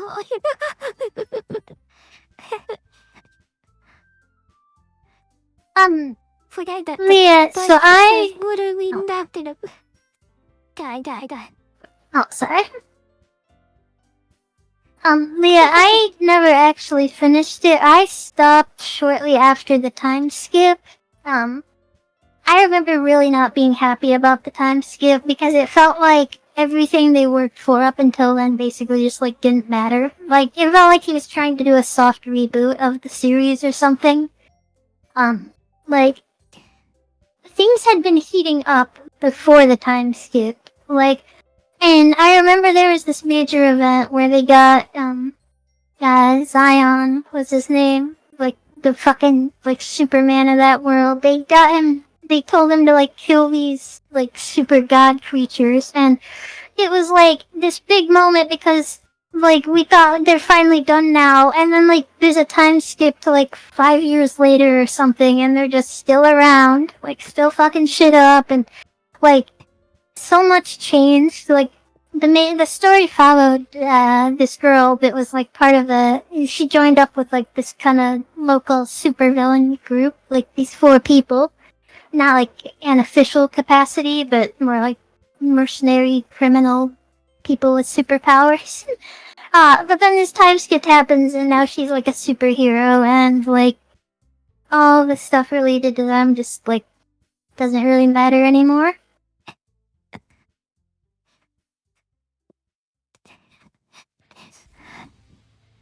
The guy even said, like, in the notes that, like, he said, like, I know you guys didn't want to read this chapter, and I didn't want to write it, and, like, he's like, I don't know, like, maybe there was more stuff I would have loved after the time skip. It felt like,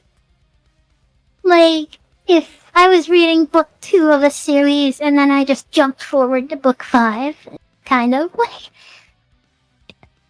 because I don't know, like, I liked when she was part of this supervillain group, and they were trying to, like, protect the local areas they lived in, and they were doing shit that the heroes weren't doing, and, like, it felt like it was all building towards a certain kind of narrative arc, and then suddenly it's just like, okay, we're 5 years in the future, whatever, the main girl's a superhero now, the main villain group's disbanded, and I didn't like that, so I didn't give it much of a chance after that, or maybe I should have, but I did not know there was a sequel.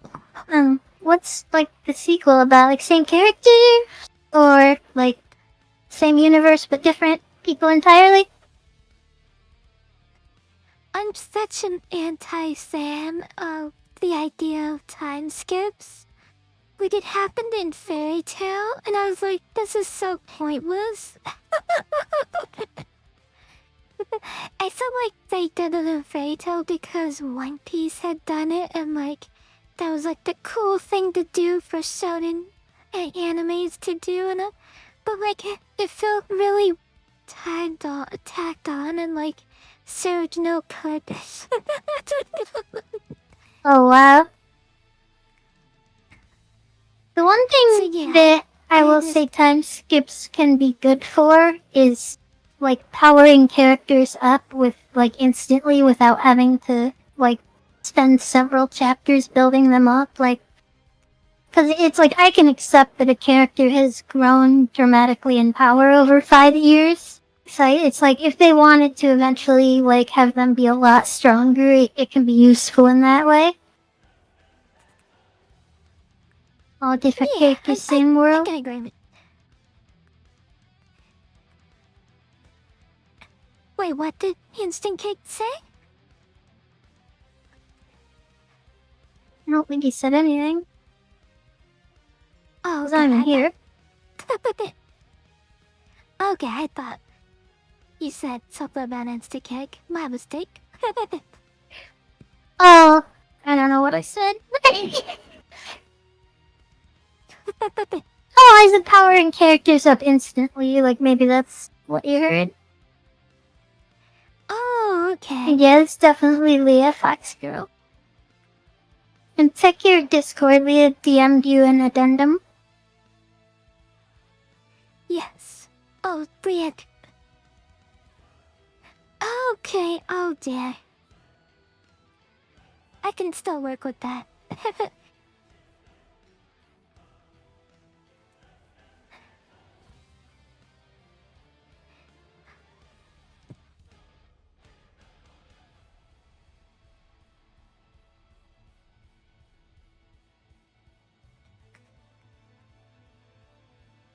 When people make me draw glasses.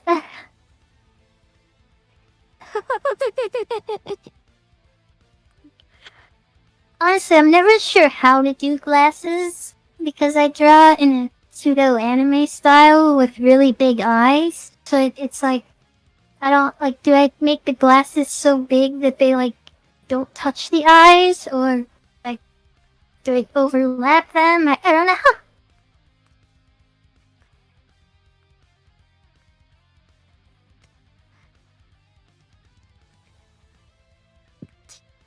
How I do anime glasses is basically I just draw the U under one eye, and then I draw the nose piece, and then I draw the U under the other eye, and then I cut them when I finish the glasses good with idea. coloring. That's a good idea.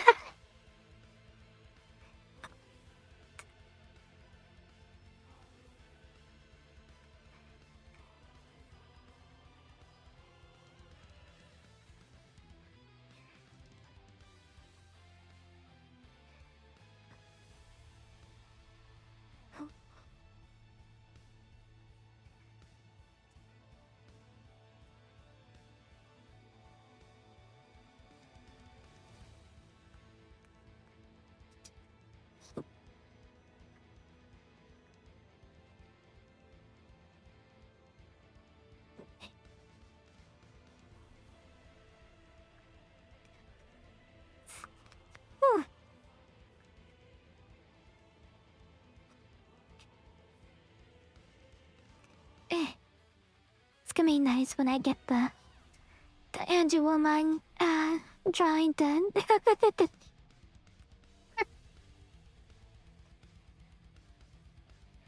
Like the dynamic pose here.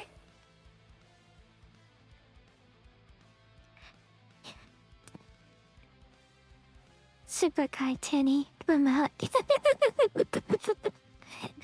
You gotta go as cartoony with the remote as possible.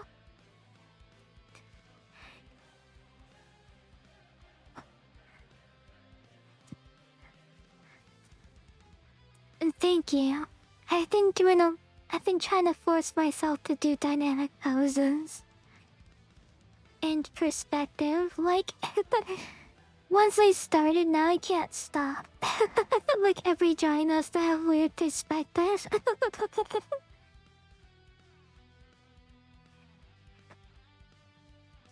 It's an addiction.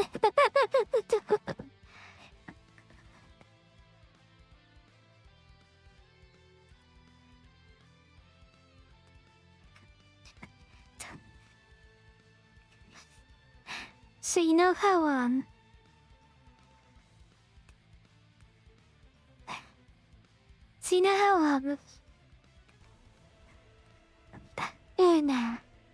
in tabletop games like D&D, everyone's trying to, like, power game and, like, to make the most, the strongest, most powerful character in, like, metagame and, like, use meta knowledge to make that character, like, super OP with broken rollings and stuff.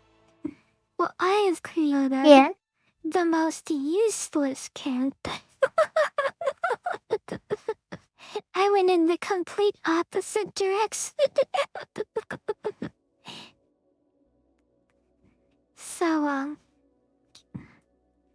I like to make D&D characters for fun even if I don't have a campaign for them.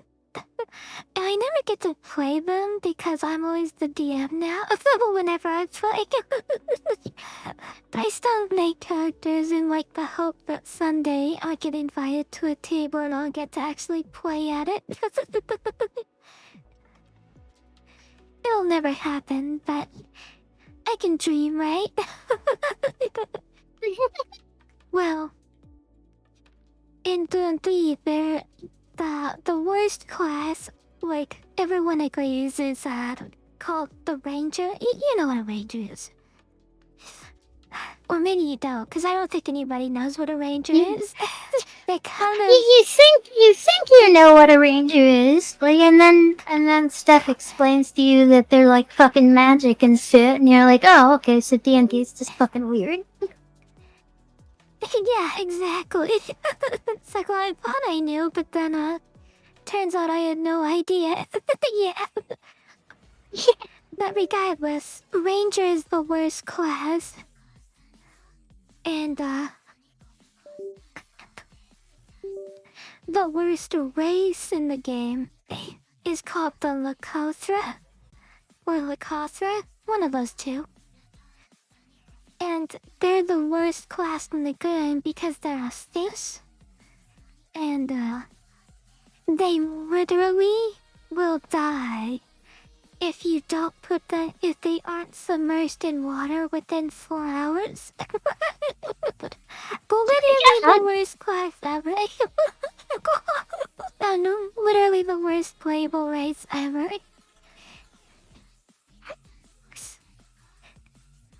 Just as an example of how unlikely this race will survive an entire campaign, they can't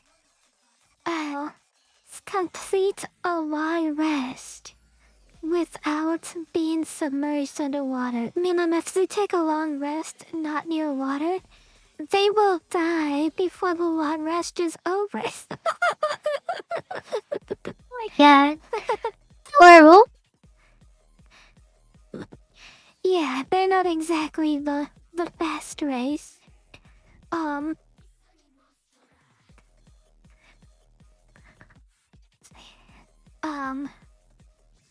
And it's so, you know, they're definitely not meant to, like, go venture into the Underdark or whatever those,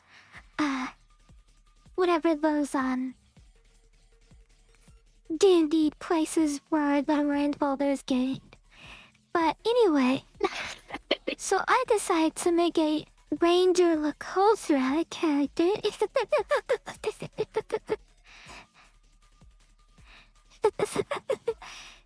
My god, dude, genius!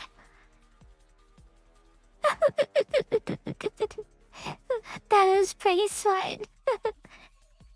And like, people know ways to keep the Lakothra alive. Like, it's like, oh, you could just use shape water, or you can use create magic. Like, there's a lot of ways to keep them alive. But the point is elves don't have, this life support that you have to keep them on all the time. You know, like, it's just a literal habitat.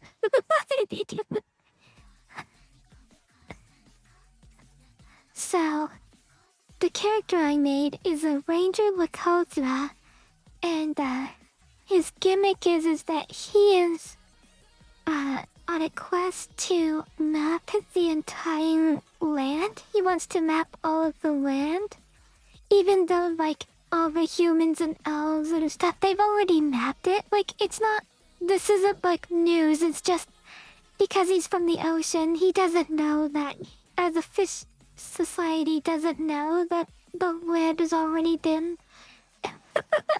mapped out perfectly, and someone could just give them a map. You name him Christopher Columbus? But I also made him the most delicious breed of Lakota. He's called the Fatty Guild Lakota. And they have many predators even amongst, like, normal civilized people, like orcs and, like, goblins. And humans love the taste of, I made this up, but they love the fatty guild Lakota as, like, a meal. So I just made this funny little Lakota dish that is, that just has a death wish, like everything is out to kill him. Amazing. So if I'm playing a campaign and my character dies and I need like a session or two to come up with my next character, I'll have a backup which is with Lakota, and all I have to do is survive 2 sessions.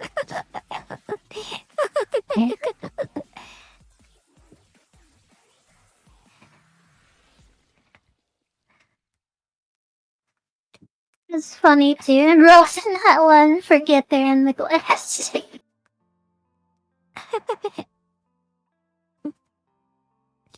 What's funny is in D&D 5e, they ask you to come up with a flaw for your character. And I was like, well, he already has a lot of flaws just by being himself.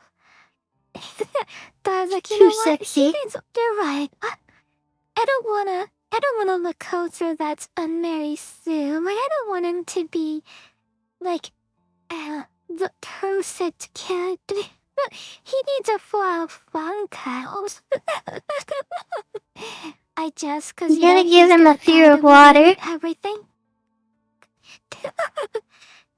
I gave him he gets hypnotized by blinking lights, and my logic is that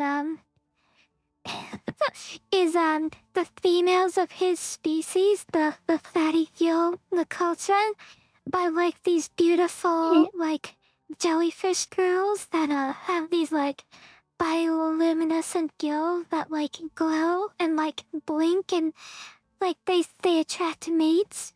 But the females of culture will eat the males when they mate. So like he's like this hopeless romantic that's seeking out like a romantic interest with a lady. But like even his search for like to settle down and get married is gonna result in him dying as well. Did you make this race up yourself? Like, is this a custom race you made? No. The Lakota is a already existing race. I just invented the fatty gill variety of Lakota. They are otherwise just a fish race. It's like, why is this so perfectly suited to you?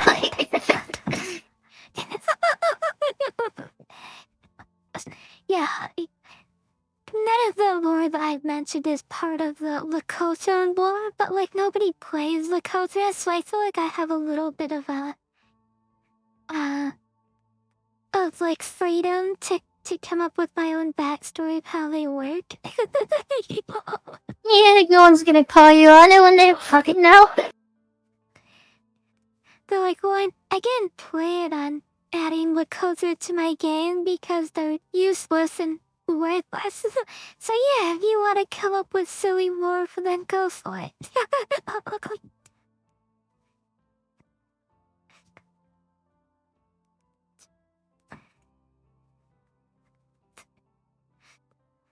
Anyway, yeah, that's my little character, and I thought he was fun to make.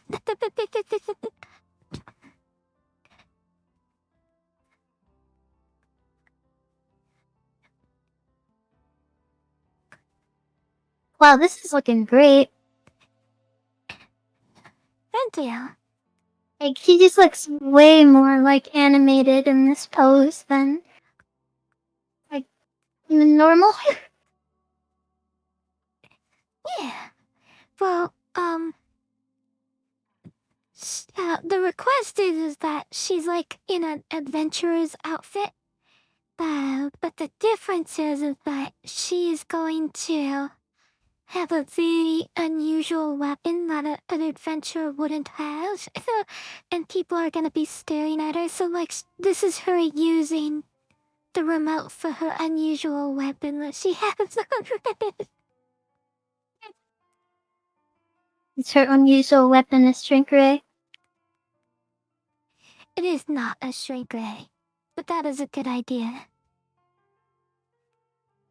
How rare. As a matter of fact, according to the prop, there was no size indication at all. Like,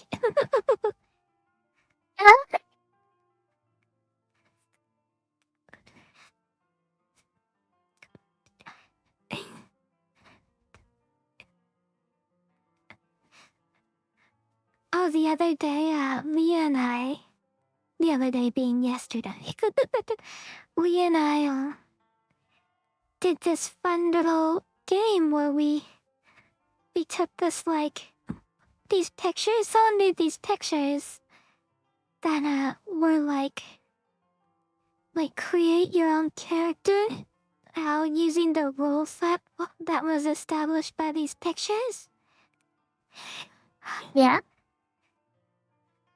And it was a lot of fun. We both made magical girls based on the rules established by this set of pictures someone made.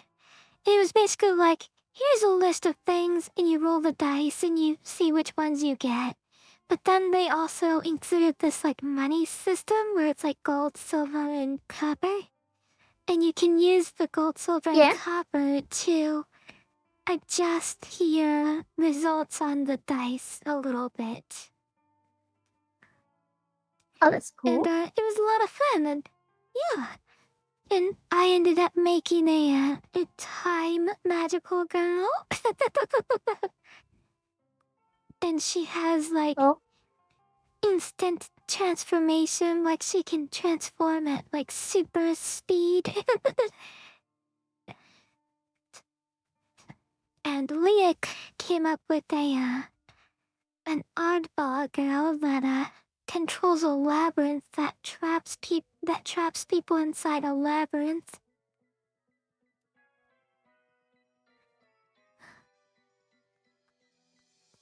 Wait, sorry, what's this? You and Leah were coming up with ideas? Yeah, so like I said, it's this sequence of pictures. And on the pictures, we're like, for example, just as example, it's like, roll for your outfit. So it's like, oh, okay, so if I roll a 1 through 5, I have a skimpy outfit. If I roll 6 through 10, it'll be like a Lolita outfit. So on and so forth, and then so after you roll for your outfit, then you roll for your skills, and then after you roll for your skills, it's like your magical power that you have. And like if you don't like your result, you have the money. The pictures gave you money to slightly adjust your rolls. Like you can't like just choose whatever you want, but you can like add or subtract from the dice. So I'm like, oh, I can add +2 to the dice and change it from time to like lightning or whatever. Yeah, that makes sense. Best views on ... Thanks, Liam. Yeah. Oh, hold on, I haven't been reading chat.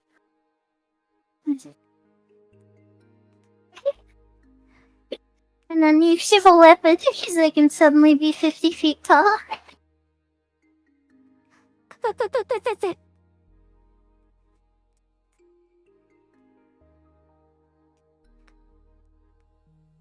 This pose is hard.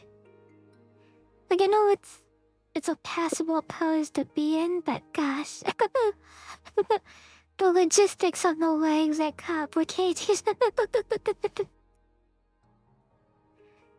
I think her left leg, the one on the right, would be in front of that, like, line you're drawing in the center.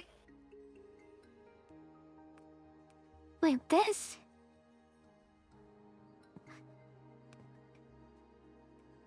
Actually, I'm not sure what she's wearing, so I don't know how helpful I can be. Oh, okay, I see what you're going for now, yeah. Hmm,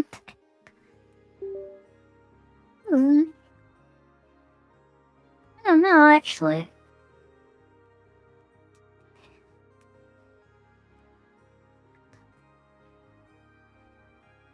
You seem to have mostly figured it out, so. Yeah. It was tricky, but after several steps, we finally got there.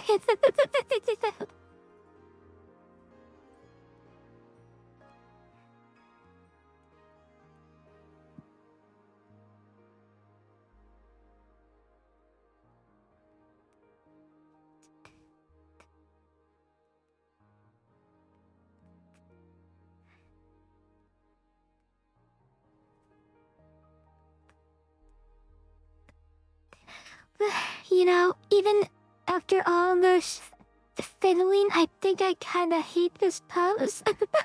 I might have to change it. Aw. I Oh, know, do so you think good, Dad. Do you like... Okay, I'll make it work. Maybe, like, make the upper line of her thigh go a little further to the right. I feel like maybe that leg is Like too this short, too. Like, that might... I was talking about her Oh other yeah, I leg. think you're right. Yeah, I think you're right. I think her leg is too short.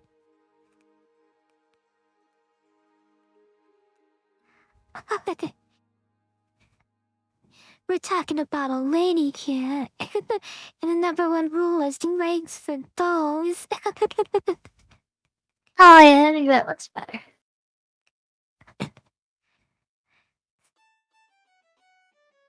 Yeah, that is odd, Leah. They use the same name there.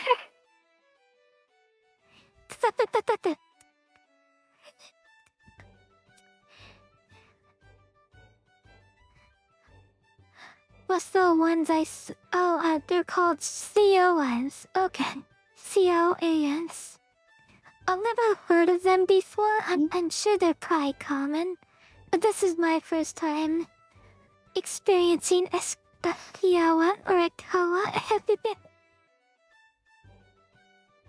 Choose your own anime girl.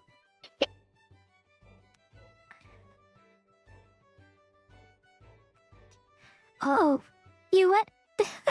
That makes sense now.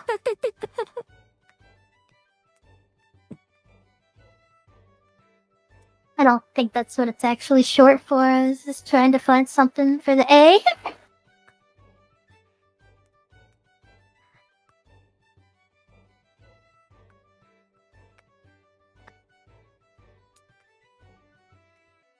I assume it means choose your own adventure, if I had to guess.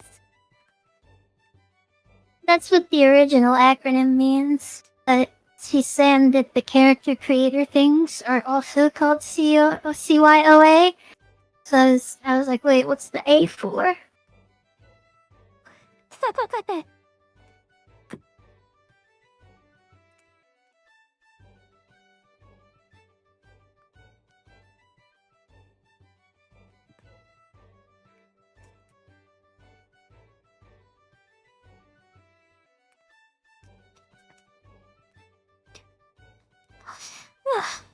This pose is crazy tricky.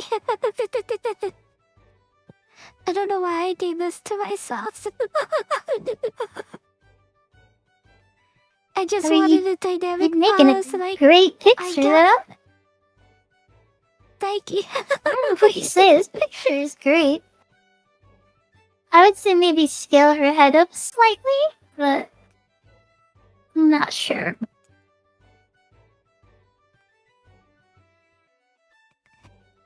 Okay.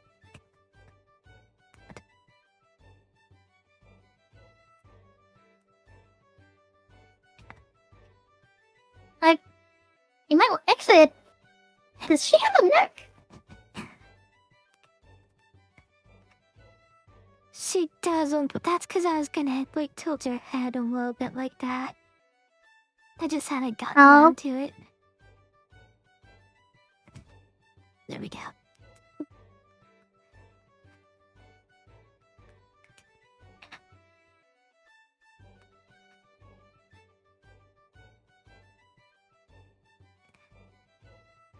Yeah, heels are great when it's by choice, but when women are forced to wear heels for jobs and stuff, like that's some sexist bullshit that needs to go away.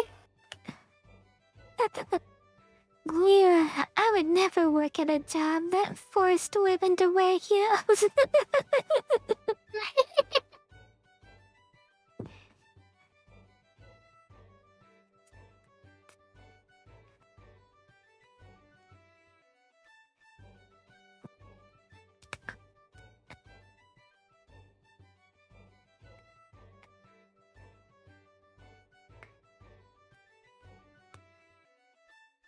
Certainly wouldn't be something that I trapped myself in for nearly half a year. You only worked here half a year? Yeah. Somewhat, I didn't actually keep track. I'm just guessing, because I know it wasn't working a there full since- year. I lived in Michigan Was 2 it? years, and I feel like you were working there almost the whole time, but I don't remember. I thought you were, but I don't know. Oh my gosh. Have I really been working there for 2 years? Oh my gosh. And I could be if wrong, that's it's a horrible true, memory.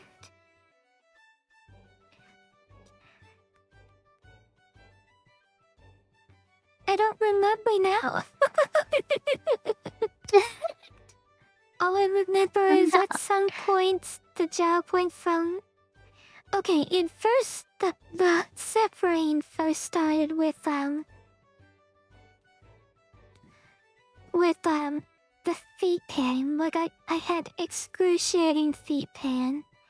And I had it every day I went to work. Because of the heels and just because of the shape of my feet. Like, I can wear heels, like, no problem, but wearing heels and walking all day, like, apparently my feet just aren't Going up and shaped down to stairs. do that. Yeah, exactly. Hey, I think human feet in general aren't shaped to do that.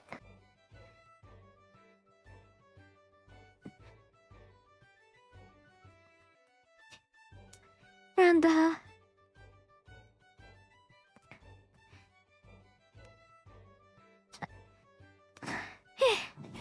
I once needed a complete foot surgery. Oh no! 95% of those surgeries are because of height. Oh my gosh. That sounds awful. It's not terribly surprising though. It's real easy to trip and like break your fucking ankle. It really is.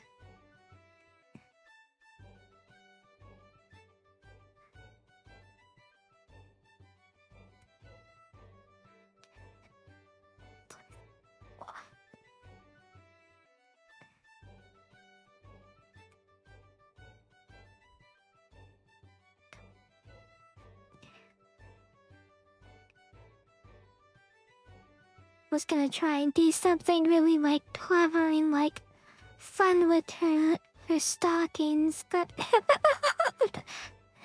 I'm having a brain dead moment where I can't think of anything. No.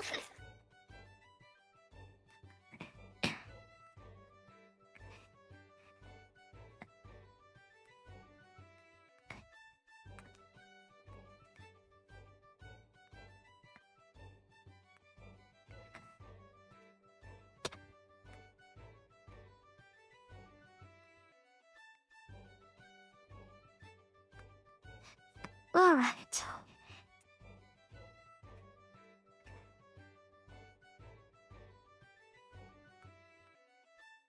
Time to reveal this adventuring Shrunky Scouse. this adventuring, Leah's weapon of choice.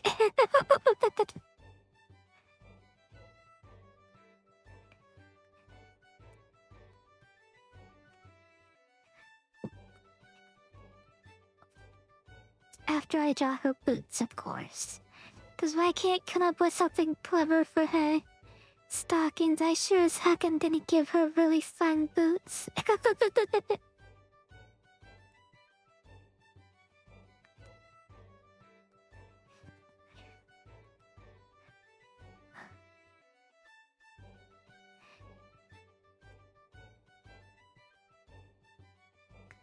There we go. I love her outfit. It's fun. And gosh, I have no idea what I was thinking when I put her in those pants. She didn't ask me to do that.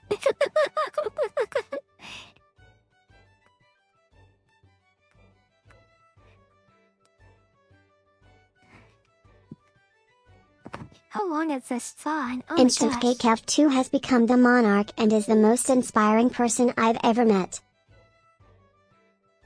Instinct Help! You are a Okay. fantastic monarch. We have a cowboy for a monarch, everyone.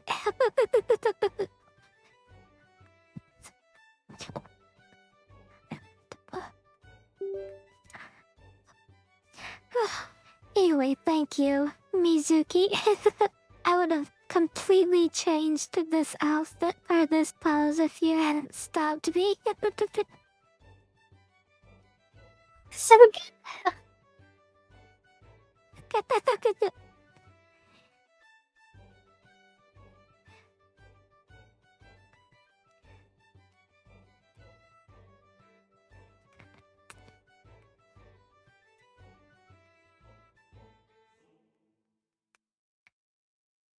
Alright.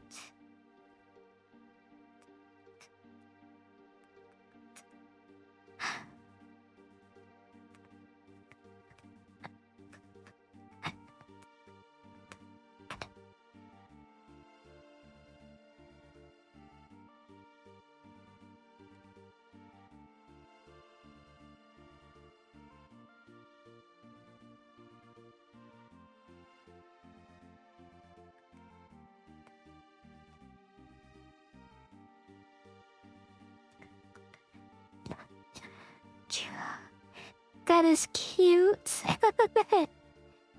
Well, thank you. Thank you, Fox Girl.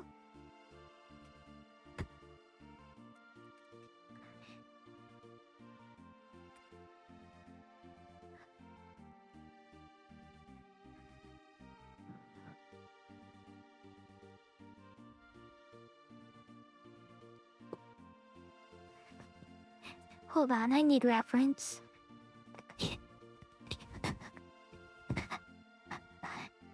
Oh my god, it's the orbital satellite laser she mentioned the other day. Yes. Good job.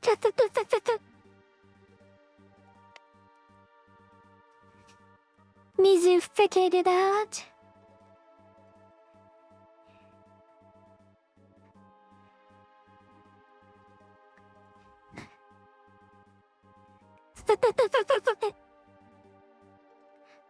I think there's Orbital bombardment is a cool term.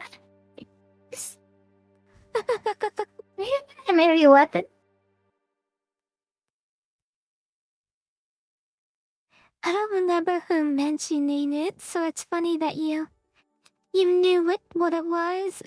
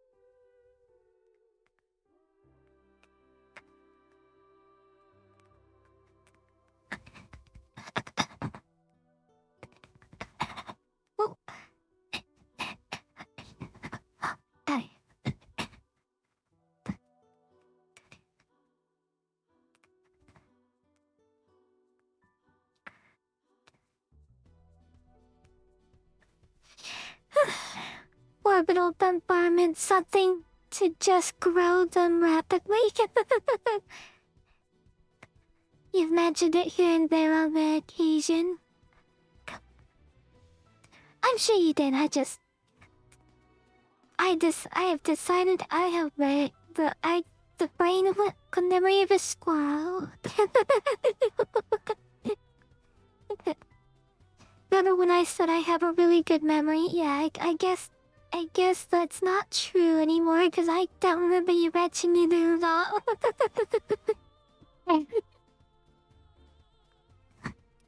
The new monarch has run away to the shoebox.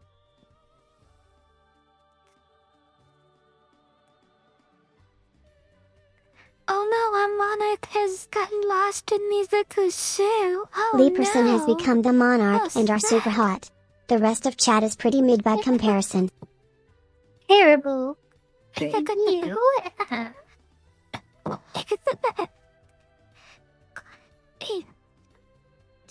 Well, I guess since the throne is empty, Leah makes the good new monarch.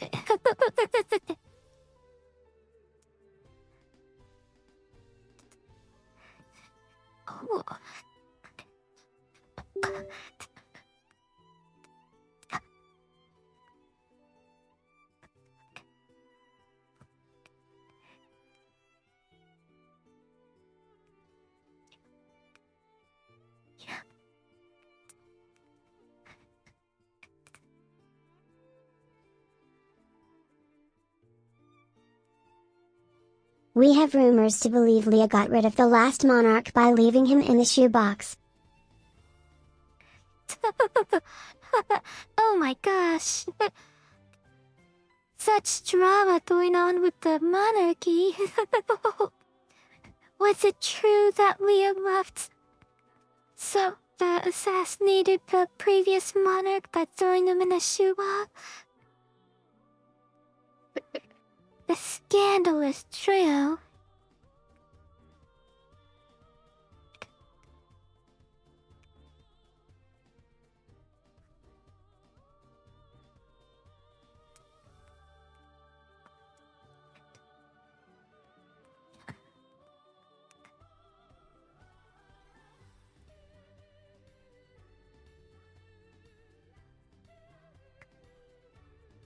The press will have a field day.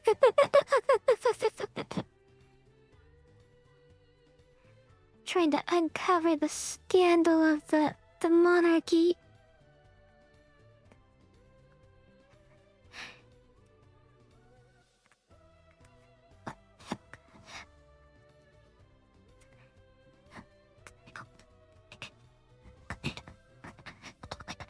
I've learned I'm not good at drawing.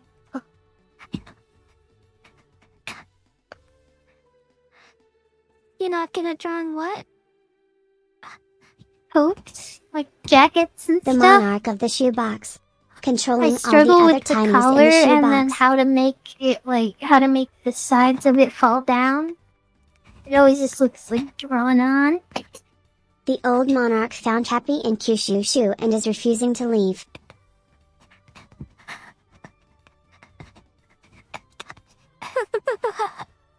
Oh, the old monarch's just been found. Turns out, he was found in my shoe. What? That's impossible.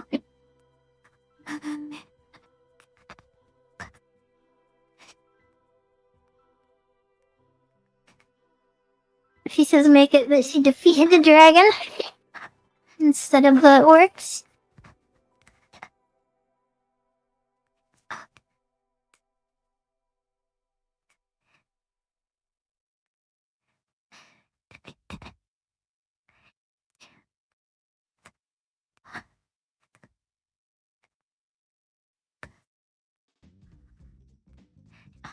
Your wish is my command, duet.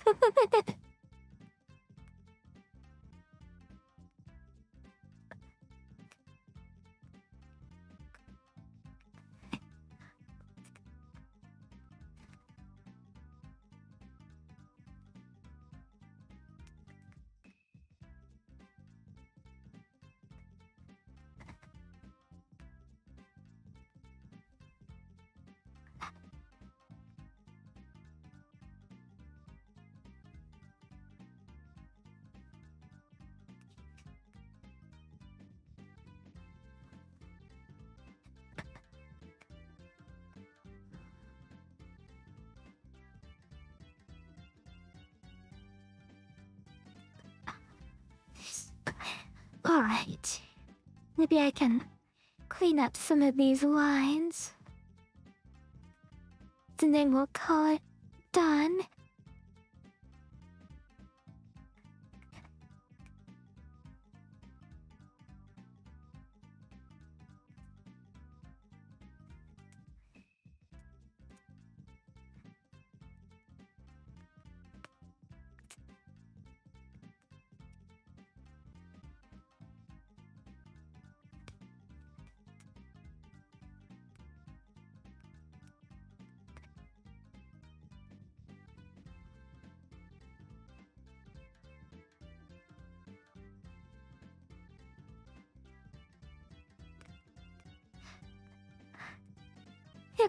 The eternal struggle of getting the perfect line. That is okay. Hi, tiny diminution. Diminutive? How do you words? Is that even a word? I do like diminution. Dimin... Damn it. How do fucking Wikipedia help me. Wikipedia-chan noticed me.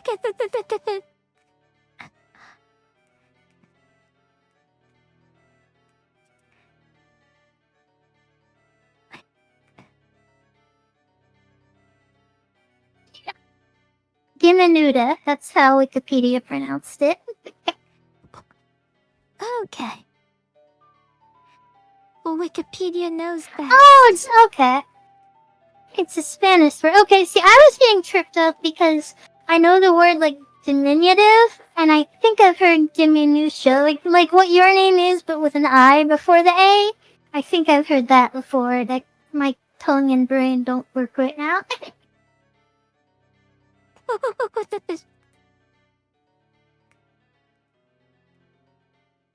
Given you were the first person to ever have that idea. I'm just kidding.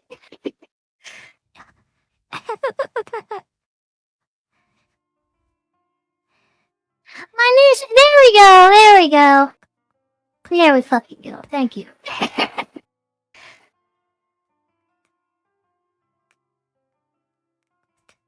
Yeah, you're right. That's what was. And I've heard diminutive. I was probably like combining the words.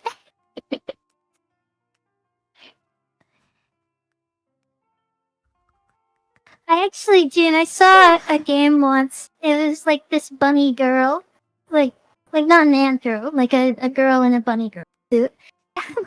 Her attack was like this hip check thing, like Peach does, and like every time she did it, she would get slightly bigger. And I don't know why I watched for like 20 minutes. It was like a turn-based RPG. Then you're like, go on. Please show me more good checks.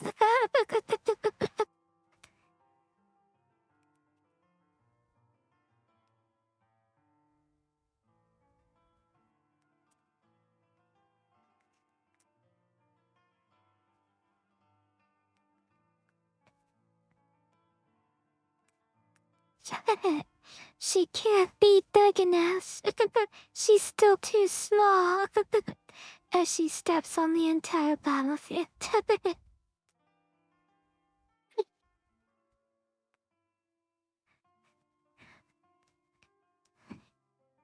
You're right. This is a very silly picture, Leah, and I love it.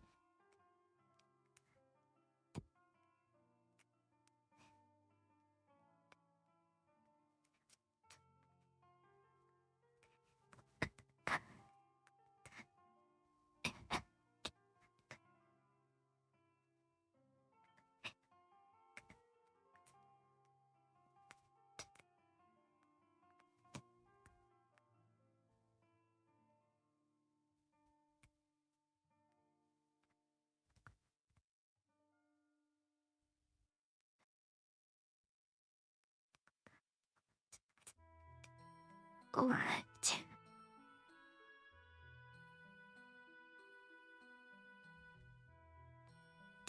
What do you think, Lisa? I love it. She wanted you to add a couple, like, surprised-looking people in the background. Oh yeah, that's right. That was part of the request.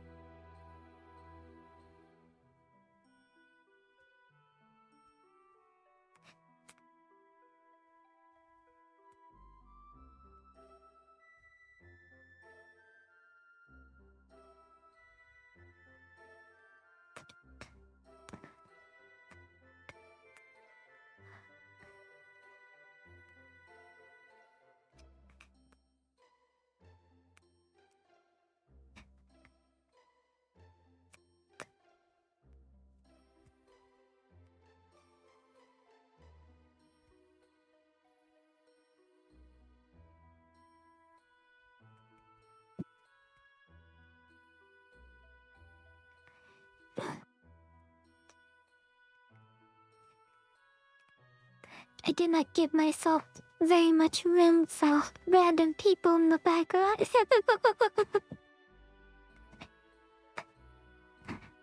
He's got a drum small.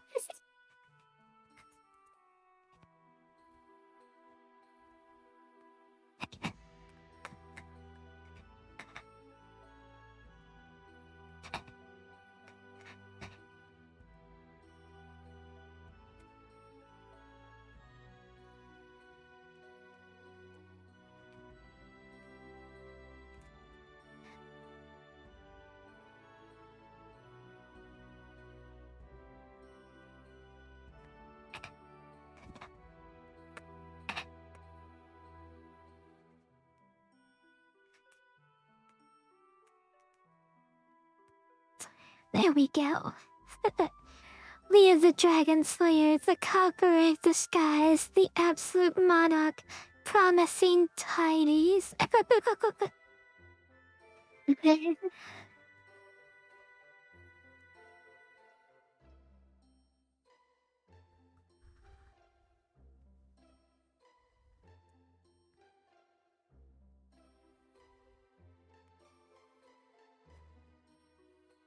Why is it so much easier to draw this mouth on the other side?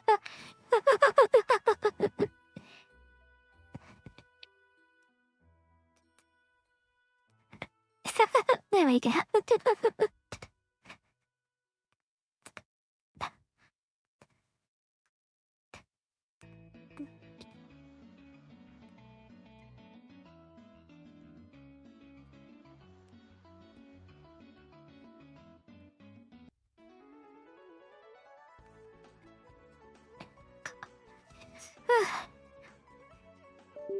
How's your trying going, Mizuki? Pretty good. taken a lot longer than I thought, but that's okay. It's because it's a YCH, this is like less of a creative process and more of like something I have I don't know how to describe it. Like it makes it less the kind of work that requires me to be creative and think of stuff. It's not like I'm just processing it. Like yeah, I gotta like draw the clothes and stuff, but like the whole figure is already there, so it's like I'm just dressing up the character almost. But it's probably just taking longer because when I do commissions, I like actually like care if. Yeah, I understand.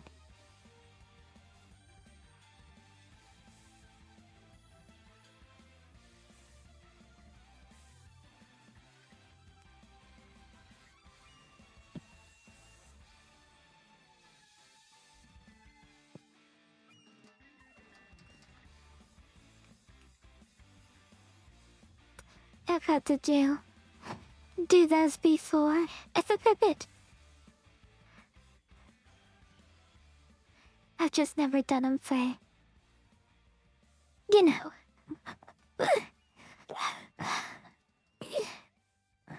So the way that you're doing them. Yeah.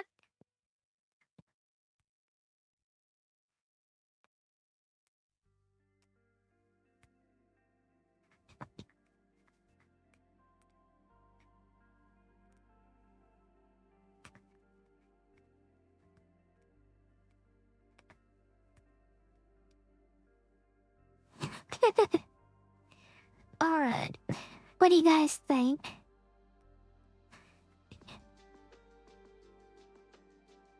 I love it. Think I like how there's four.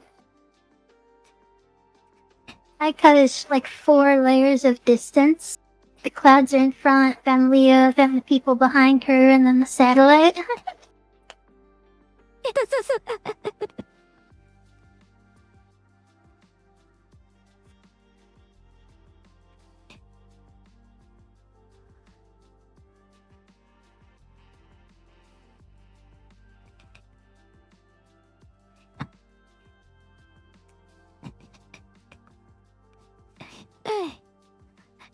Fear the Leah.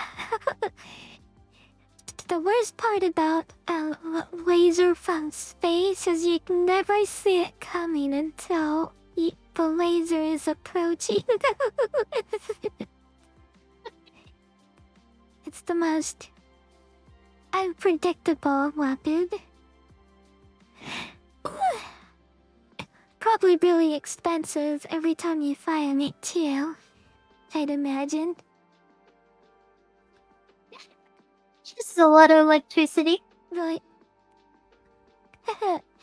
really gotta be sure that whatever you're gonna laser you want to go away.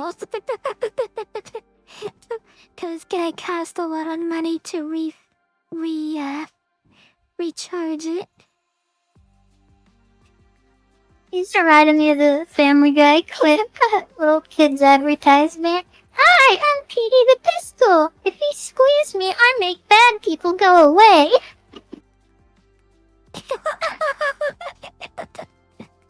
That's funny. That's horrible. Is it wrong, though? Maybe his name's Petey the Pistol wrong, though. Is it like a tiny cartoon gun or like a McGrath the Yeah, corn it's a dog or talking something? cartoon with a face. Oh my gosh.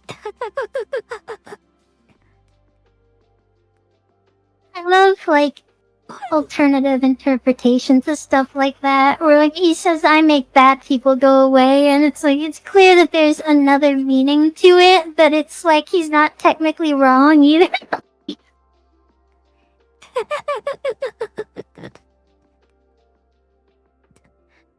It's like, well, you got the gist of it.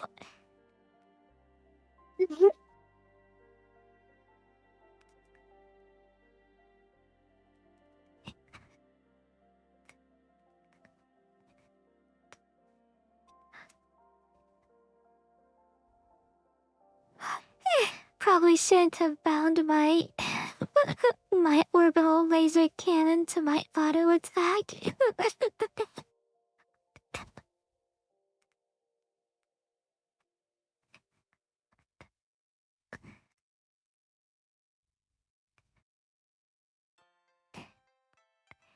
Wally, I adore this picture. If you want me to color it later, let me know. 'Cause I think it would be fun to color.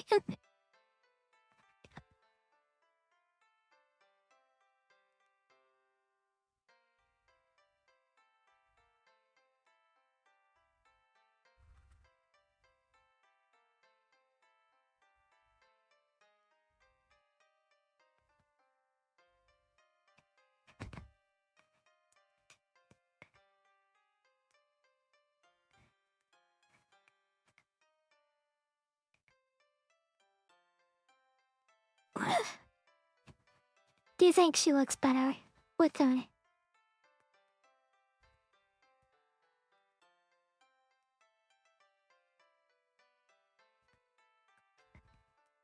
Does she look more natural with her body further to the side like that? I wasn't watching what it was like before. Get plans. Like that. I changed it to be this. Oh shit. Do you... Huh? Hey, Lenny, do a side by side. There's this, and then this.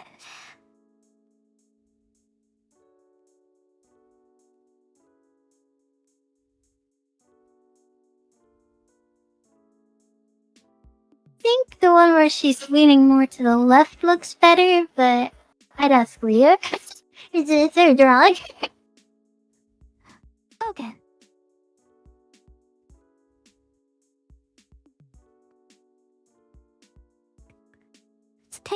I think I did this wide wrong. Damn.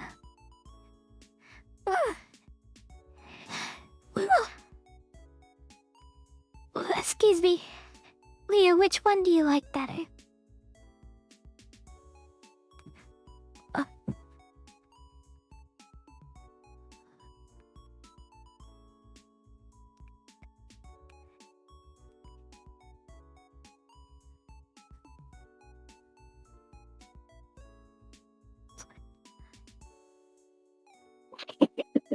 Okay. I think you're right, Mizu. I think this one's better.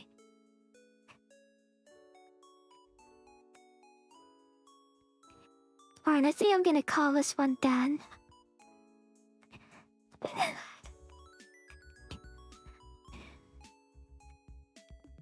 Lovely.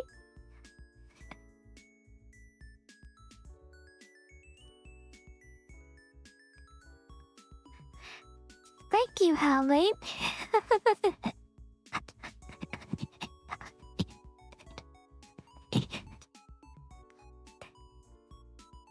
Alright.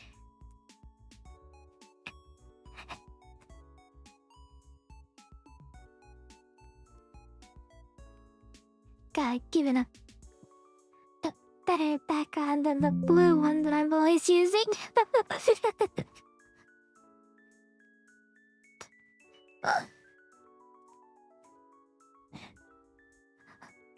And Leah, I'll give you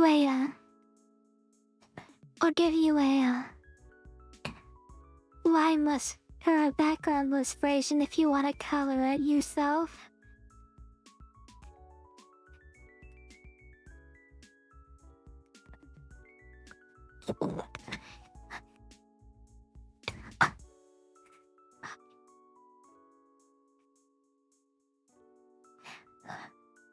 Oh, beg your pardon. What time is it? It is almost 1 a.m. Yep. Been at it about 3 hours.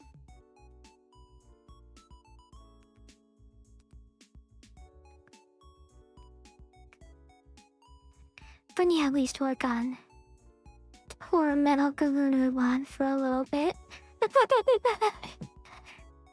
And then I'll probably call it.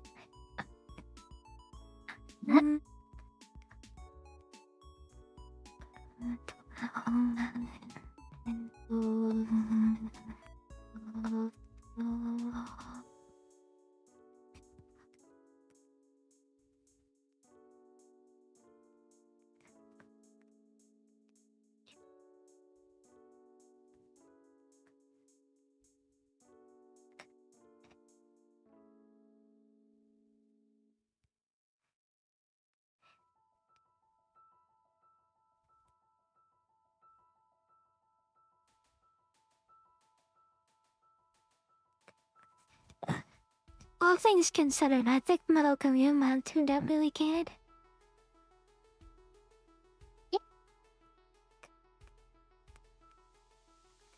For a picture grab a with drink, zero baby? reference.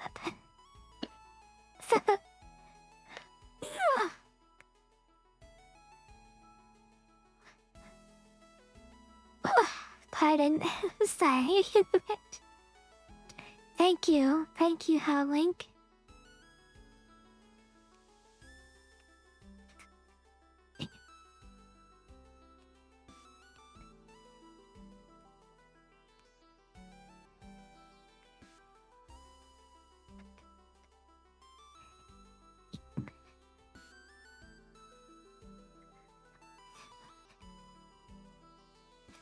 Oh no, I have to look up reference to Alonzo. I'm back. Welcome back. Thank you.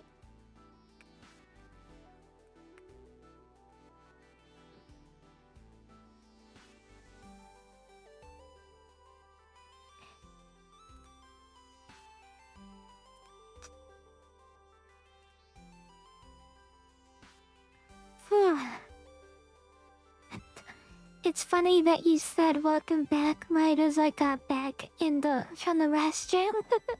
Well, welcome back, Timey.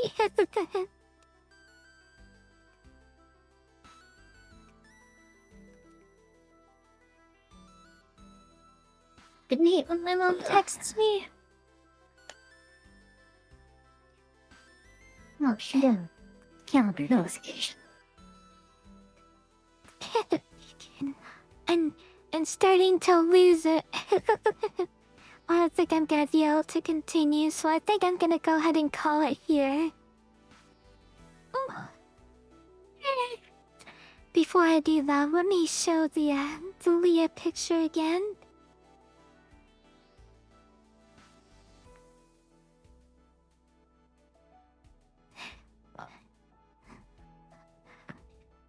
The one we just had on need screen. that Leah. Like an hour. Yeah. I need the Leah laser.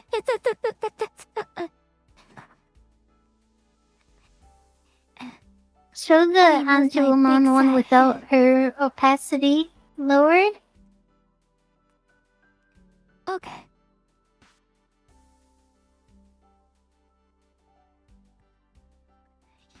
I think Leah turned out super good. I'm glad that Mizuki Yeah, me taught too. me how to change in the past.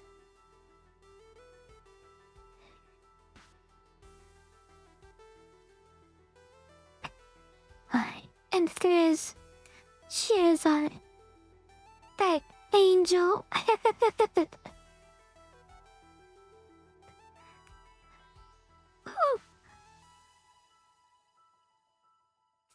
Oh, June, thank you so much.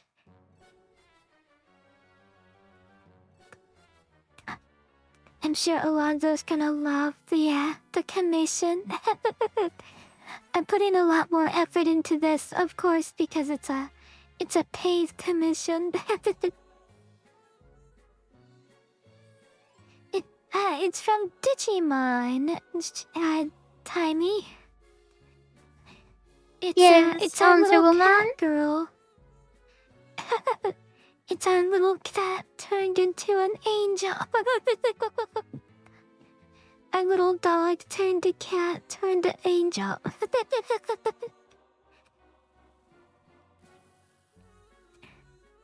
Angel Woman probably This has the picture's most great, like- absurd Digimon one.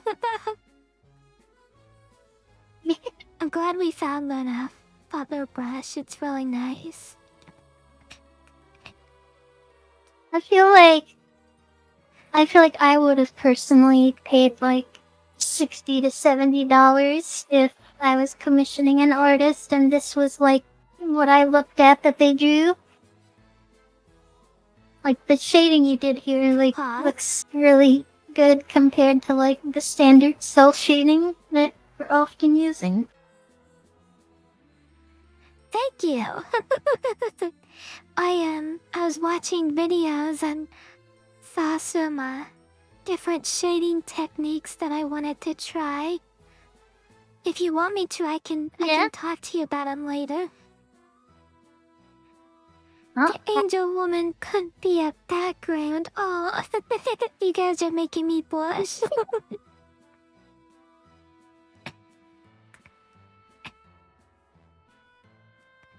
I've gotten better at drawing heels in perspective. I think her heel looks fantastic.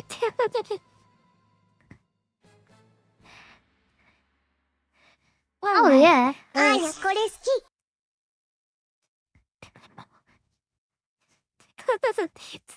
I love it too, Anya. Alright, let me find someone to raid.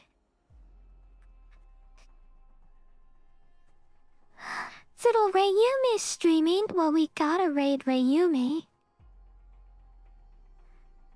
Alright. Very well drawn. Love how she looks. Thank you.